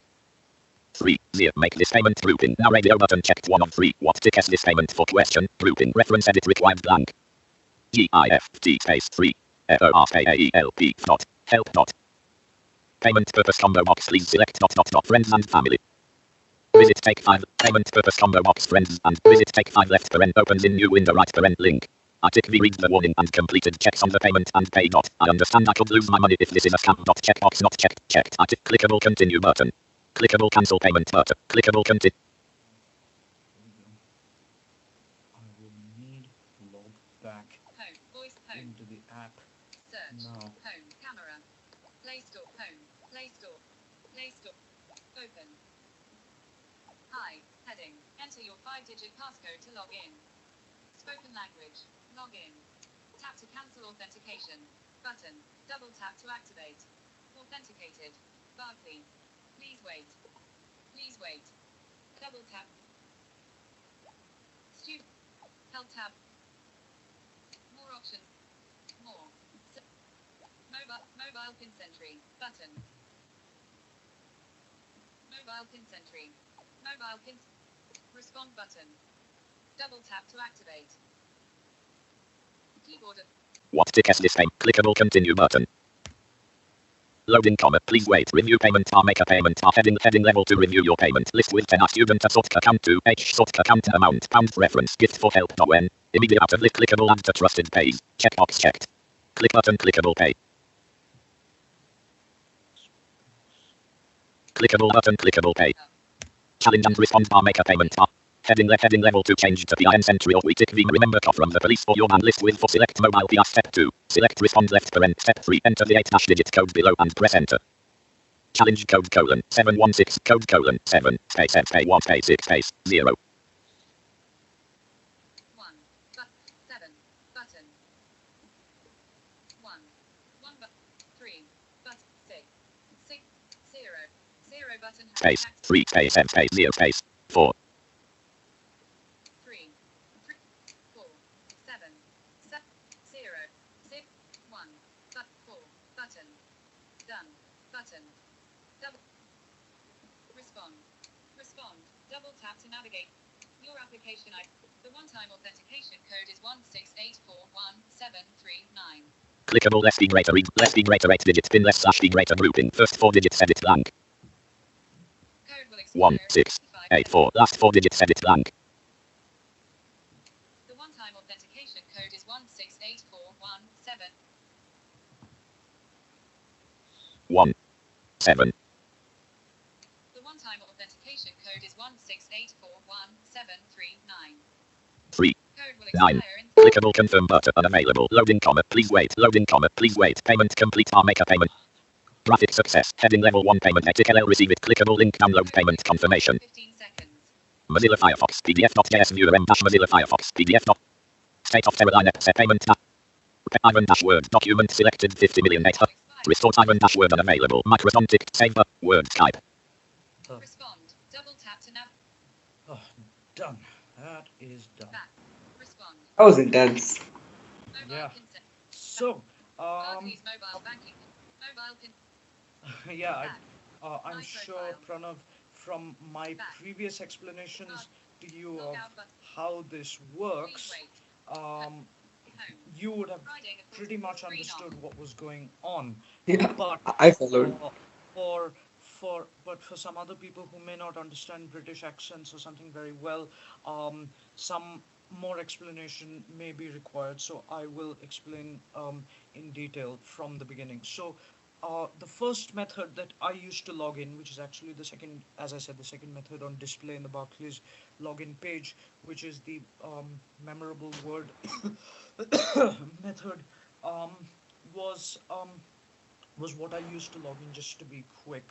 Um, I then went, I then searched because I don't like navigating through too many options for the option called pay. That was it read it as a link. I then clicked on that link. Now, think about the second time when I logged into Barclays online banking, not before making this bank transfer, but the second time when I used the combination, the Barclays app method, what I call the pin sentry method. Um, I used um, I used that again. Once again, I logged into the Barclays app, went to identify, entered my passcode, um, got the 8-digit OTP style code, and entered that into the computer.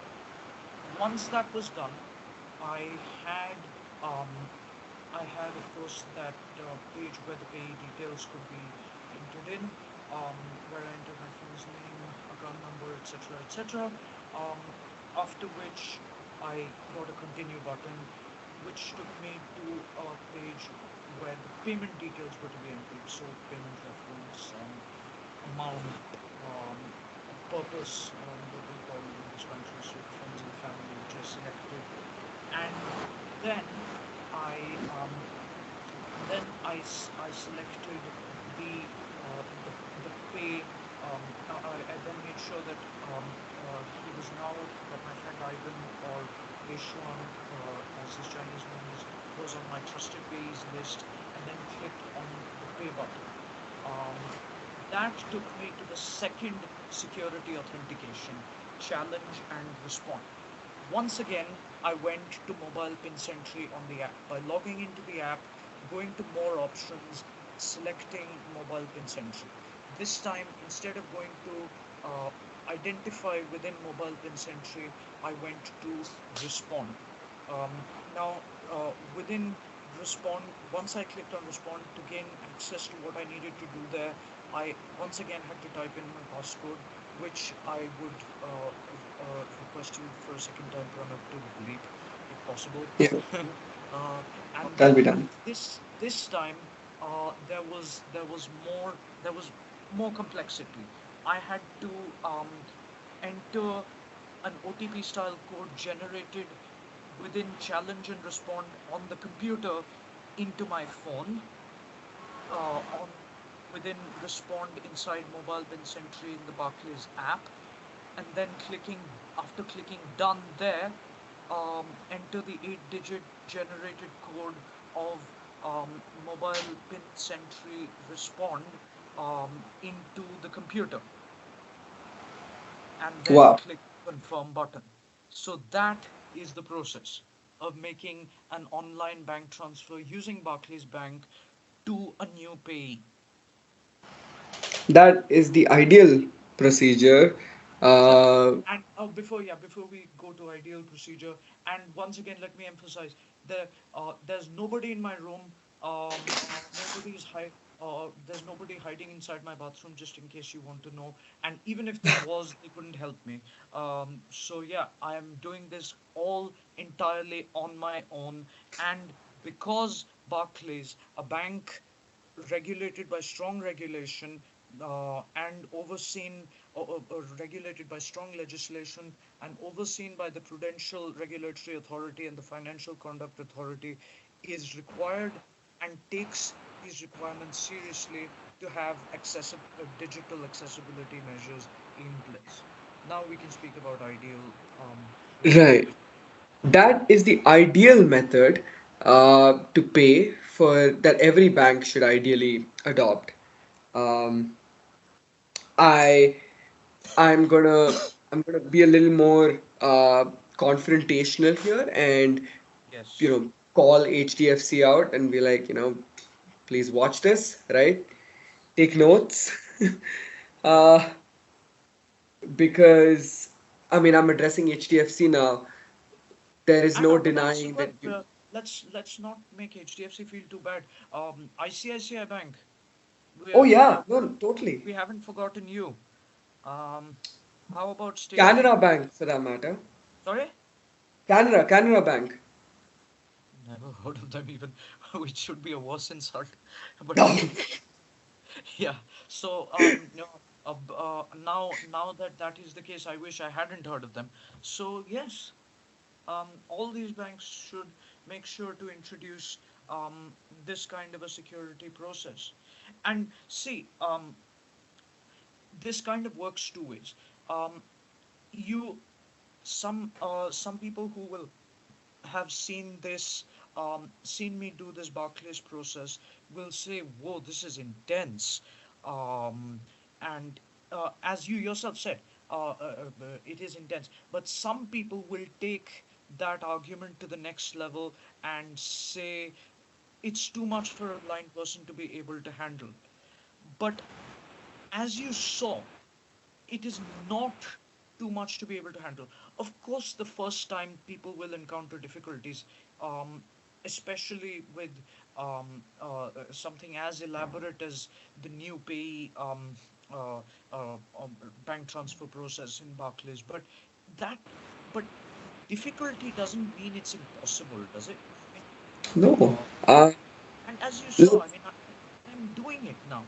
It's it's not like HDFC Bank's captures, like when I had to reset my IPIN or do an online bank transfer there. I have to take my mom's help to sit down. I do not have.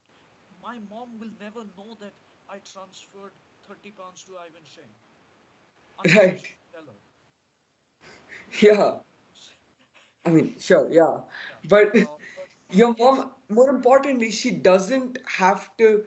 I mean, how's that gonna work? How are you gonna suddenly, ask your mom to come on a video call at any time of the day if you Any need to time pay of the day, something? exactly. Yeah, and yeah, I mean, when and talking about how it works both ways, if you saw, uh, before I clicked on the pay button, or at strategic points, like before I had to actually engage in either the first part of MFA hurdle, what is called the step up process.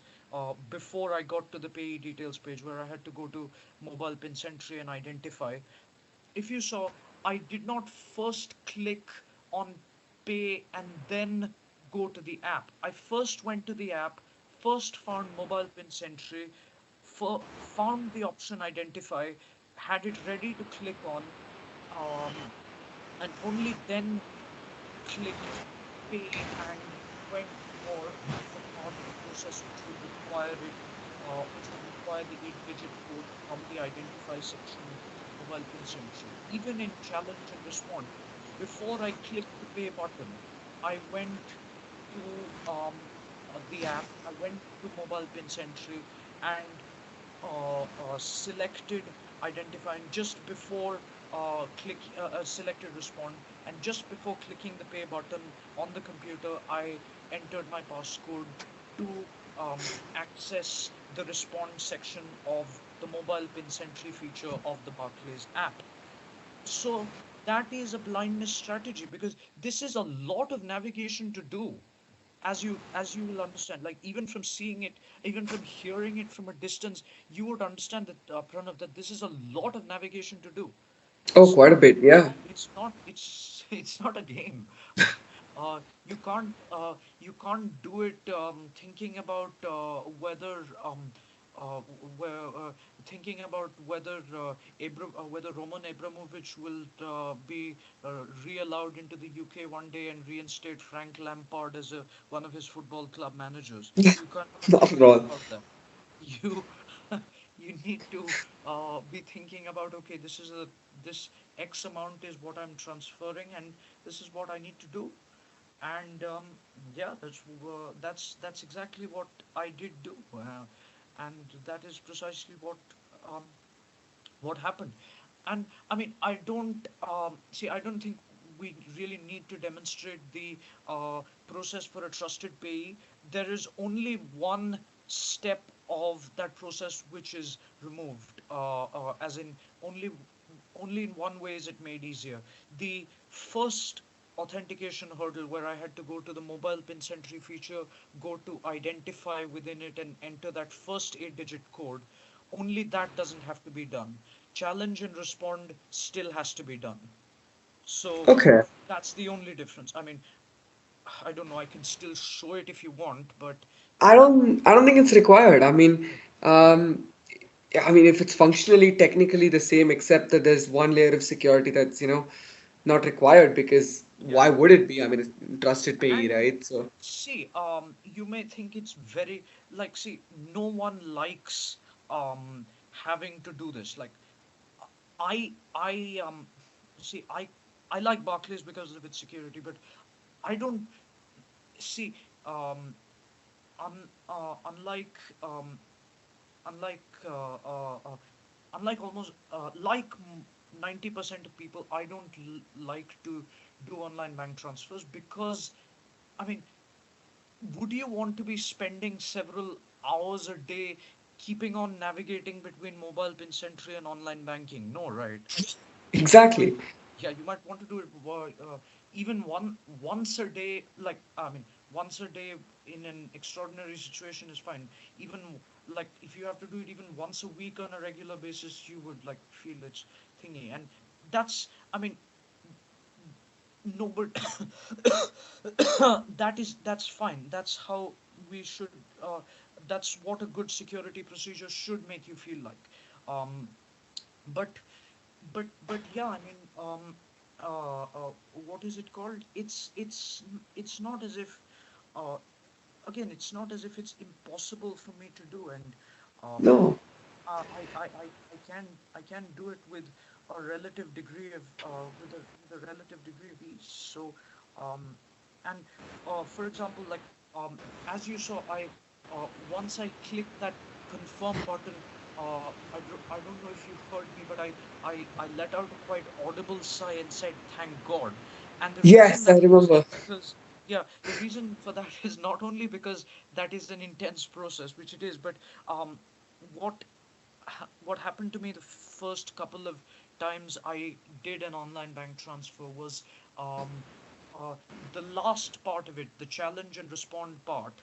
Um, I found it has to be done within 120 seconds, two Oh minutes. wow. Um, and uh, with my NVDA speaking speed and talkback speaking speed at the normal thing which I use them at, which is I think which is NVDA is 85 speech rate with no rate boost, 85 words per minute, and talkback at a speech rate of 133.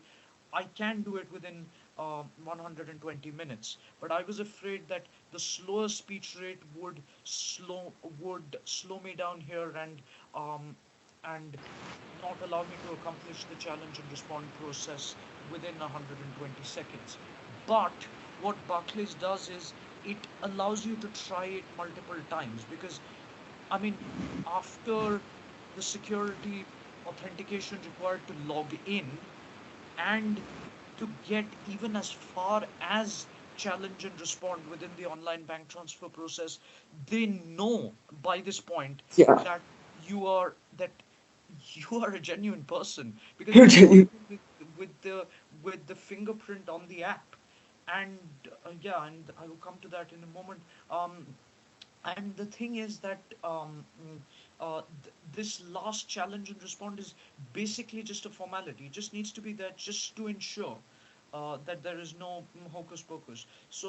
Um, so yeah, they will let you try it multiple times. Obviously, if you get it wrong too often, it is a problem. But um, I mean, what happens is once if you make a mistake once and have to redo it again, that anyway gives you practice of handling challenge and respond a second time. And then if you make a mistake a second time, you can do it a third time. And that gives you another practice. So you anyway become faster. So by the third time, you are anyway confident. I think the first time I did it, I made an error three times. So I was on my fourth attempt. I was not sure even if that was the last attempt, which was making me even more angsty. But I got it. So the other advice is like, especially when you have an intense procedure, or even if you don't, it's impossible to define what is intense for whom with apologies, what disabilities. So just make sure to have a just make sure to have a function that allows for multiple retries. Yes. There is. Sorry, Well, sorry, the cough is that really sounded bad. bad. Gotta give you. Yeah, Well, not as well recovered as I thought. it's okay, man. You'll. So, a few points from my end as well. Uh, Firstly, for as you said, for anyone that you know thinks that raising the argument if it's too complex is valid, you got to understand that it's made on purpose to be relatively complex, because Yes. the idea of security and to make a system secure is to ensure that an automated like an automated, say, bot or something can't get in, because that's what hackers use. They don't spend hours, like, typing away on their computers, manually trying things. That doesn't make sense. um, so it is made in such a way that it's complex enough that an automated system won't 15. get it. Screen But on. actually, it's one of those systems where muscle memory, some sort of muscle memory, and strategy comes into play. These are things that an automated system cannot, uh, does not possess. And so these are things that only humans, well, at least up until now, possess. And that's why it's made in such a way. Um, Also, the as you mentioned, the it is, intense, but it's intense for everyone else as well. It's not a thing where it's just in a, let's look at HDFC Bank. It is rather, well, I don't know if you might face it, but if I was put in a situation there where there's a visual capture, my brain would sort of instinctively go into this panic mode where I'm like, on edge and trying to find someone as quickly as possible to be able to read that out to me. And I'm probably, getting a bit irritable already. Yeah, Um, yeah. but in such a system, if I'm getting irritable, so is anyone else who's not using assistive technology or the same assistive technology as I am, right? And first of all, And you ideally are not getting irritable. The system ensures that, like, the point of the system is to ensure that you don't get irritable. Uh, you exactly. you are on edge. You may be on edge because you have to digest those pin entry codes, type them in, bang, bang, bang. So that'll keep you on your toes. But that doesn't make you irritated. No, it This doesn't. makes you irritated. And Yeah, not only it's Yeah, and not only does it make you irritated, it's discriminatory. it is discriminatory, and um, it it puts the worst part of it is for because of factors that are out of your control and everyone else's control. Well, they could be in the bank's control, but that's their fault. 100%. Because of factors that are out of your control, you are actually your account is being risked. And let's actually really, blow this up to its actual scale. These are not Gmail accounts, which by themselves are actually pretty important, and these are bank accounts. So having your security compromised is a huge deal. You can Yeah. lose fun, you can lose money, and losing money is something that no one wants. It can cause catastrophic problems. Like we, Abhishek demonstrated 30 pounds, which already is for many people in India quite a bit of money. That's 3,000 Indian rupees, right? But let's scale this up.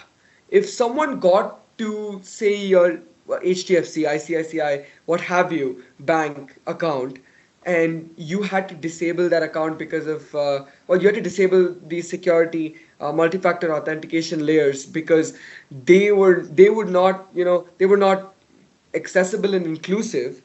um, they could get their hands on all of the DAO that you have stored in that account, um, which can lead to, well, you losing all of it. And for many Yeah. people who, are working and stuff, that is a huge deal. Yeah, I Let's mean, just take you as an example, right? You're staying alone. yeah, Losing all your money is a huge thing. yeah, exactly. But I mean, Indian money technically for me it doesn't matter, but still it is a huge deal. I mean, it's Right. No, I mean, I was just saying, just in case, imagine like you were staying, you had to stay alone in India, right? And Oh my that God, happens. yeah, I'd be dead or something. But yeah, yeah, no, that's true. That's completely true. So yeah, I mean, see, uh, there is, uh, um, some might say Barclays is so complex. It's so hard to get through. Let's just translate it with a practical example of how physically secure student halls of residence at my university and most UK universities are. And we'll do that with how secure my um, university halls, which is called field and houses. You may have seen that I got my wallet out of my drawer just now, and there is a reason for that because I've got something in there which will show you why. So, and I will also need something else from the drawer. So, to get into my university halls uh, and up to my bedrooms, you will first need to get through a main door, uh, which is which is card access controlled. This is the card to get through it. So nobody without this card can get through the field and house main door. After which you'd have to climb 15 stairs to get to flats 1 and 2 and then find the door to flat 2, which is easy enough. And then you'd have to use these keys. I'm not going to obviously show you which ones exactly because you are doing it. You need to use. I have for those who are not who can't see. I have a card in my right hand, a rectangular shaped card, the type which you would use to almost like a credit or debit card, or like how you would have in the London Underground as an Oyster card. And in my left hand, I have a keyring with three keys on it. You'd use, you'd have to use these two keys to open the main door to the flat and the main door to my room, which is locked whenever I'm in and whenever I'm out. And the main door to the flat has a spring lock, as in if someone closes it from the outside, the door locks automatically. Or from the inside, so you do not have to bother about locking it manually.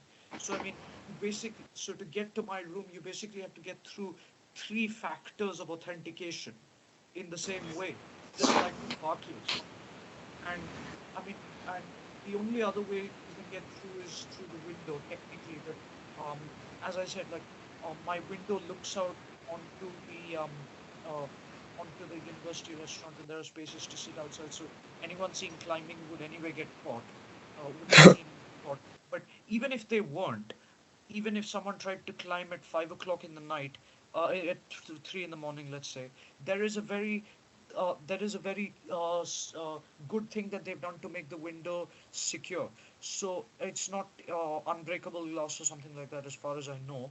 But what they've done is um, there is they've put something on the window called a window restrictor, which restricts how far you can open the window. So you cannot open it to a very wide extent or completely. You can only open it so much, and the amount you can open it is so little that, like, it's almost impossible to squeeze through. Even the smallest of puppies could not squeeze through. So even if you manage to break the glass, the amount of uh, uh, uh, the tight squeeze it would almost be impossible. Even you'd almost have to squeeze a newborn baby through if you wanted to burgle someone's room. And so you'd have to get a newborn baby to burgle the room, or you'd have to blast an entire section of the wall out of the way with dynamite. Yeah, which is, let's just face it, not very good if you're trying to beat covert, you know? Yes, so that's the thing. So you have this kind of four-pronged system of protection. The three access control doors with card and key, and this almost impenetrable window. And even if, like, see, I have this flat to myself, and you may be wondering if I share this room with someone, or if I have it to myself. It's an ensuite economy room which I have to myself.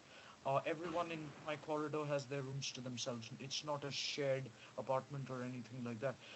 So in my bathroom, uh, we have a lock for the door. Now, you may wonder, if you have a room to yourself, why would you need a lock for your bathroom door? Not because of wind or anything like that. Because suppose, even if you think about it, even if someone technically managed to blast half the wall out of the way from the window, or somehow managed to get through three sets of secure doors, um, you would and manage to get into your room, you could easily just get into your bathroom, hide, call the right authorities, and like, it would take some time for that person to bust down the bathroom door. So they are making it as hard as possible for someone to do this. Now, with the captcha, like, obviously I faced with the Queen Mary email captcha, I faced some difficulty with with the audio capture, with distinguishing all of the words from it. And Pranav, you explained to me why that is.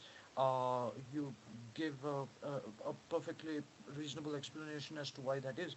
But I put it to you that a captcha is not that good of a way to ensure, because if someone does hack, like obviously in that circumstance, in the circumstance of clicking the forgotten password button, I think the captcha is one way of authenticating. But for something like HDFC Bank, where it serves as the main form of authentication, I put it to you Yeah. that it's not the main form of authentication. It's not No. as secure as Barclays. It's not as secure as me inside Queen Mary Halls. Um, if someone hacked, if someone got to know my customer ID and my IPIN by hacking, they would be able to get in. The visual capture wouldn't prevent them. You get a No. good human hacker, regardless of nationality, be he Indian, be the Indian, Chinese, Iranian, Belgian, Russian, I don't care. They would be able to get in. But now, Even, yeah, even a bot might be able to get in. God knows. exactly. With today's image processing software, it's not hard to identify image, or even if they add sound later, like audio captures later on, it's not, you know, hard to actually piece together data in an image or data in a sound file. Exactly. Exactly. It's not hard to do that at all. Now imagine Barclays. If we were to try and hack into my Barclays account, how the hell would you do it? Even Exactly. You if need the you, physical device. yeah, well, physical, well, I mean, you would, if whatever login method you tried, you would need, um, you would if you use the memorable word method, you need my passcode and memorable word. Now my passcode is a 5-digit number, and it it would be difficult to guess it. And then my memorable, now the memorable word is something that I don't know how hard it would be to crack, but I think it would not be very easy to crack a memorable word, even an easy to guess one.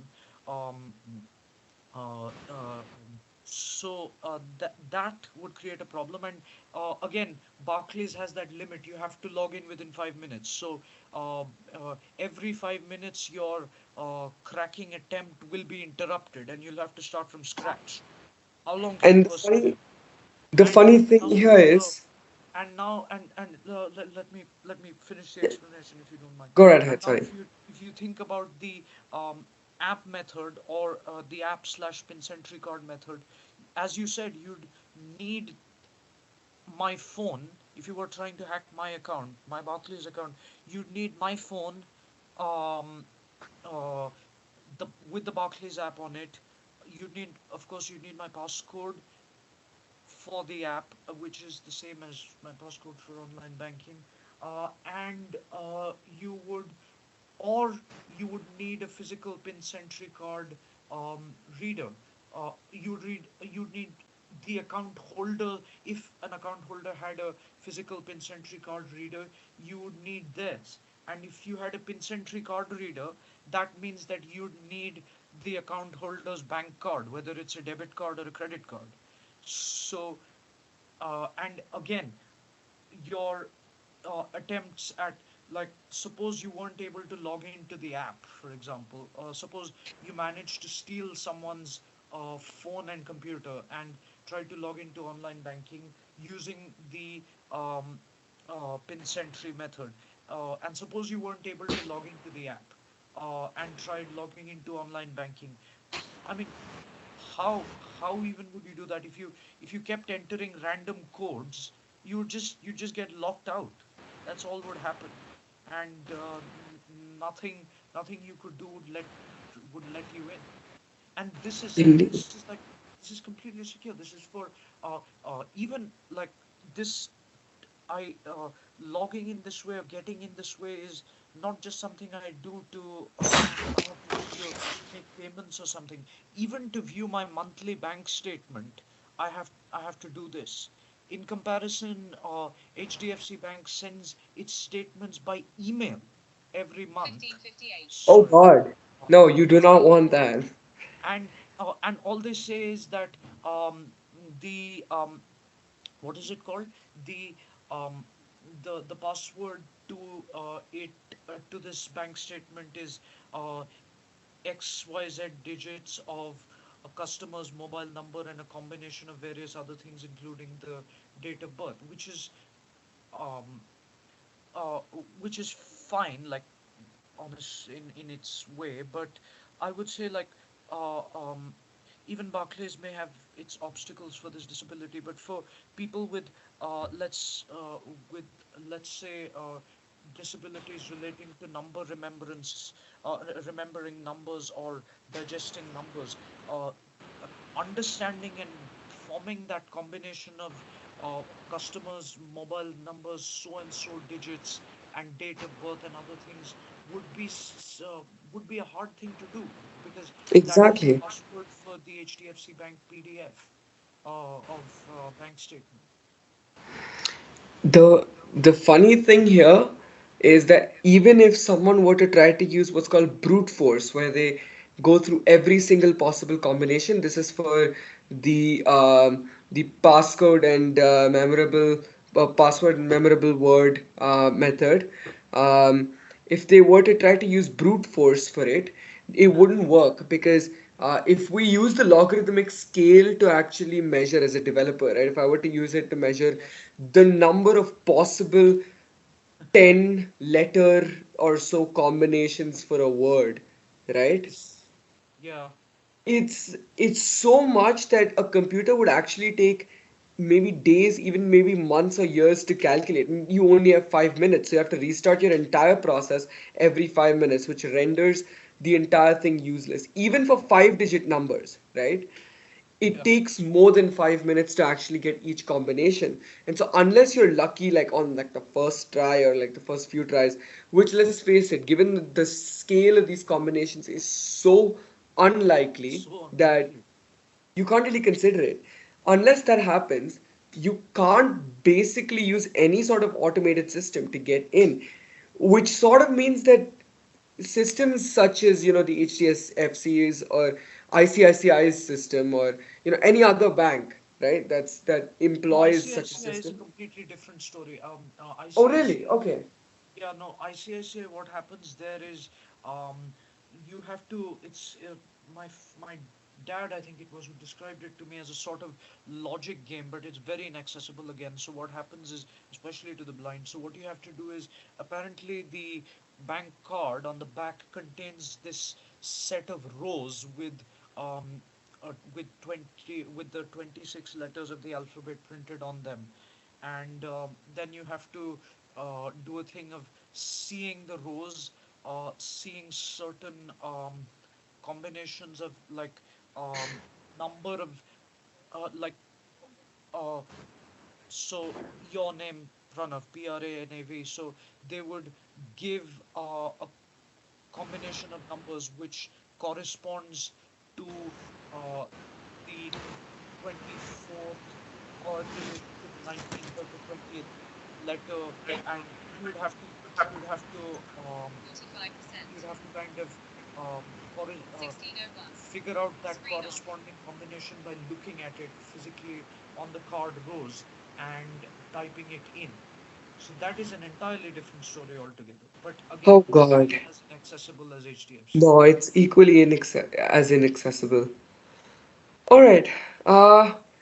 To sum up, then, hopefully, well, this will have, or should have at least, given you a foolproof well, this should have been a foolproof demonstration um, of how accessibility and security, if implemented in the right way, and if let me let me be kind of blunt here, if done with enough, well, determination, it's honestly just the usage of common sense and some cybersecurity knowledge. If that's employed, accessibility and security can go hand in hand. Where we saw today that Barclays had an accessible system compared to, well, we used HDFC to compare, but many other banks. Whereas being more secure actually than these bank systems with the ones that use captchas or something. So the this should have debunked that myth of accessibility and security being mutually exclusive, because as you witnessed here, it clearly is not. And while it might be, as we said, while it might come across as a complex procedure, you got to understand that that is the intended psychological effect, because security systems today, at least with the current state of technology, can only be in such ways to actually ensure that no automated program or hacker with enough determination can get through. Yeah, no, that's true. And there was one point which I'd forgotten in the middle, which I'll quickly add. But first, your summing up was very excellent, Pranav. Which was this that I think I told you this in our private conversations over WhatsApp, which was that Barclays has this thing on the app called the AF 116 notice, which at times shows up, which is a thing that on the login screen, which even if you enter the even if you have a correct fingerprint, at times they will it used to be once a month at one point of time, but now the F116 shows up as often as once a week. So even if you have the correct fingerprint, they will still ask you to enter the passcode. Oh, So yeah, well, how with much the better? keyboard that they have, I don't mind it. Yeah, exactly. And I mean, that's again one of the reasons I made sure to like do to get to especially during the bank transfer process before getting into the process where I had to type in the 8-digit codes and go to mobile pin sentry and all, to make sure to get to mobile pin sentry before clicking on the relevant things on the computer, which would either provoke the step up or the challenge and respond parts of the process. Because uh, just in case AF 116 showed up, I would have had to type in my passcode again, like while logging in, even though I had the correct fingerprint. So I would say that HDFC Bank's system is not all that secure, Not at all. leaving No. aside accessible. And like it's taken a step towards accessibility, but this is not a good step at all. And it's It's made more a the system less workaround. secure at the same time. It's Right. doing accessibility the wrong way. Absolutely. And on this note, actually, this segues into me actually saying this. Guys, this is to any bank that's watching this, right? You gotta get, Bank, if phone provider, anyone. anyone that requires, we should with banks, but there are so many other phone providers, email accounts, um, Because so remember many the other things. comparison we remember the comparison we first began this video with and the previous video with Airtel versus O2. Yup. In fact, and eh, they are equally as important in terms of security. You don't want someone hacking into your calls. So, um, anyone that's watching this video, if you're a bank provider, if you're a bank, a phone provider, what have you, right? And you're taking New notes. volume left parent. Can you Um, I restore would, Skype? I would like to, say this. You gotta get well, you gotta keep accessibility in mind when you're building it. It is not hard to build a secure system that's accessible, um, and an accessible system that's secure. You can put it either way. They're commutative. Um, it is not hard to do it. It doesn't require too much of effort on the accessibility front. If you ensure that your security is in place, you can build the accessibility, but you got to do this from the ground up. You can't, well, it's harder to do it once you've had years of maintenance to the same software. And so, if you're someone, if you're starting out, um, please implement it in this way, because it can actually lead to catastrophic results if accessibility, um, and or security are not considered, because then a portion of your users cannot access a portal, which may require, well, as what happened in the HDFC case, to remove a layer of security, which is the least, it's the worst sort of result that you want out of something like this. as a user. And I'd also like to extend a hand from my side, and I'm sure you, Abhishek, will also, be willing to do this, to anyone, wanting more advice, or sort of uh, wanting more guidance or anything. Absolutely. Personally, I have had a bit of experience in cybersecurity. One second, hold on a second. Hello?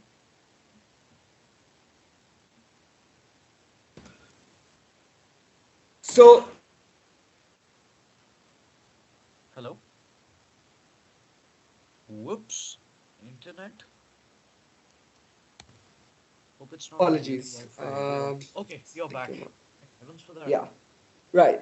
That'll be cut out. Anyway, as I was saying, I've had some experience in cybersecurity, and I would be willing and perfectly happy to uh, guide you in the appropriate ways to make a secure system that's also accessible, or an accessible system that is secure.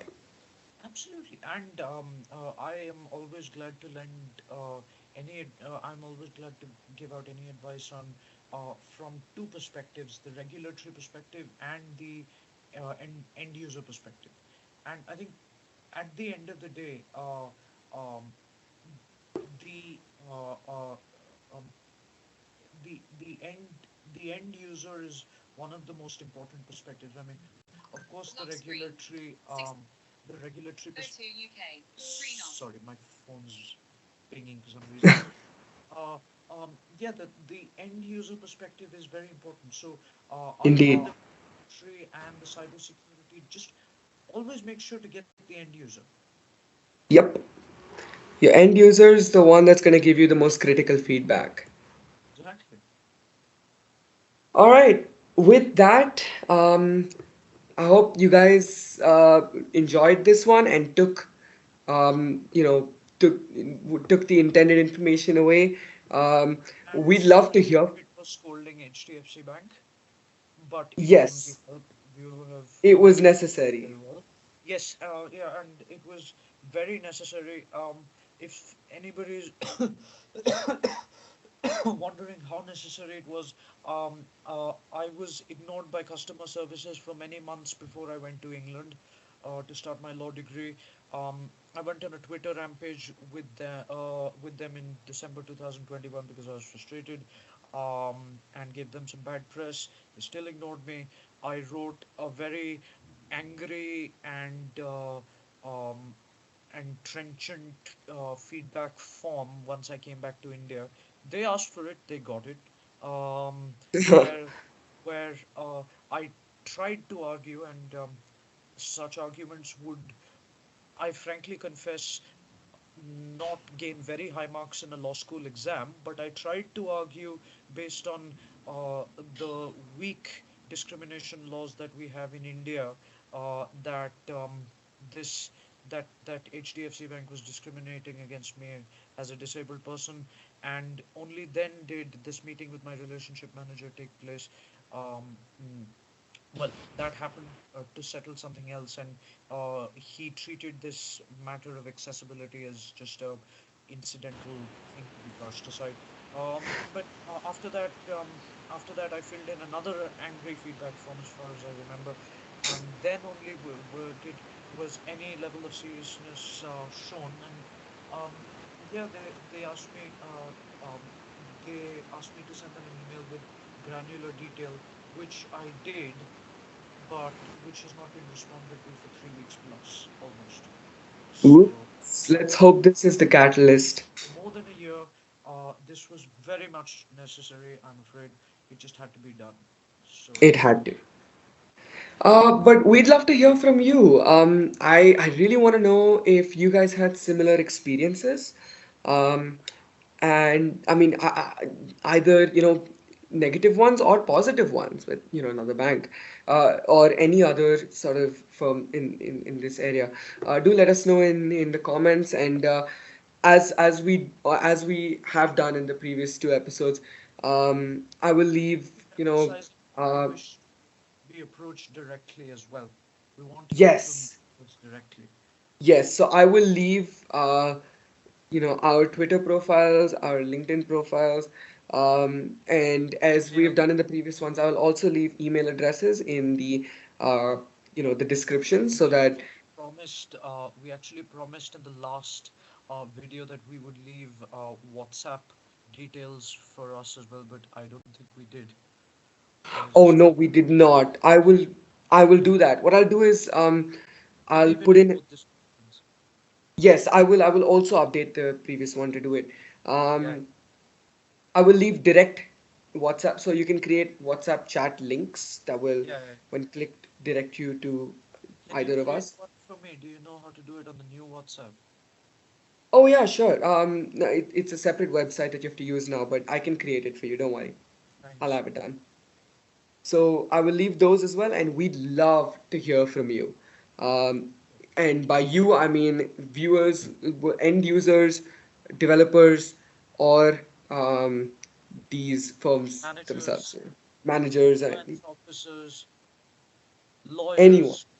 lawyers. Yep. So with We'll keep that, it I hope, straight. yeah. With that, I hope you all found this episode of the Blind Life Talks useful, and we'll catch you in the next one.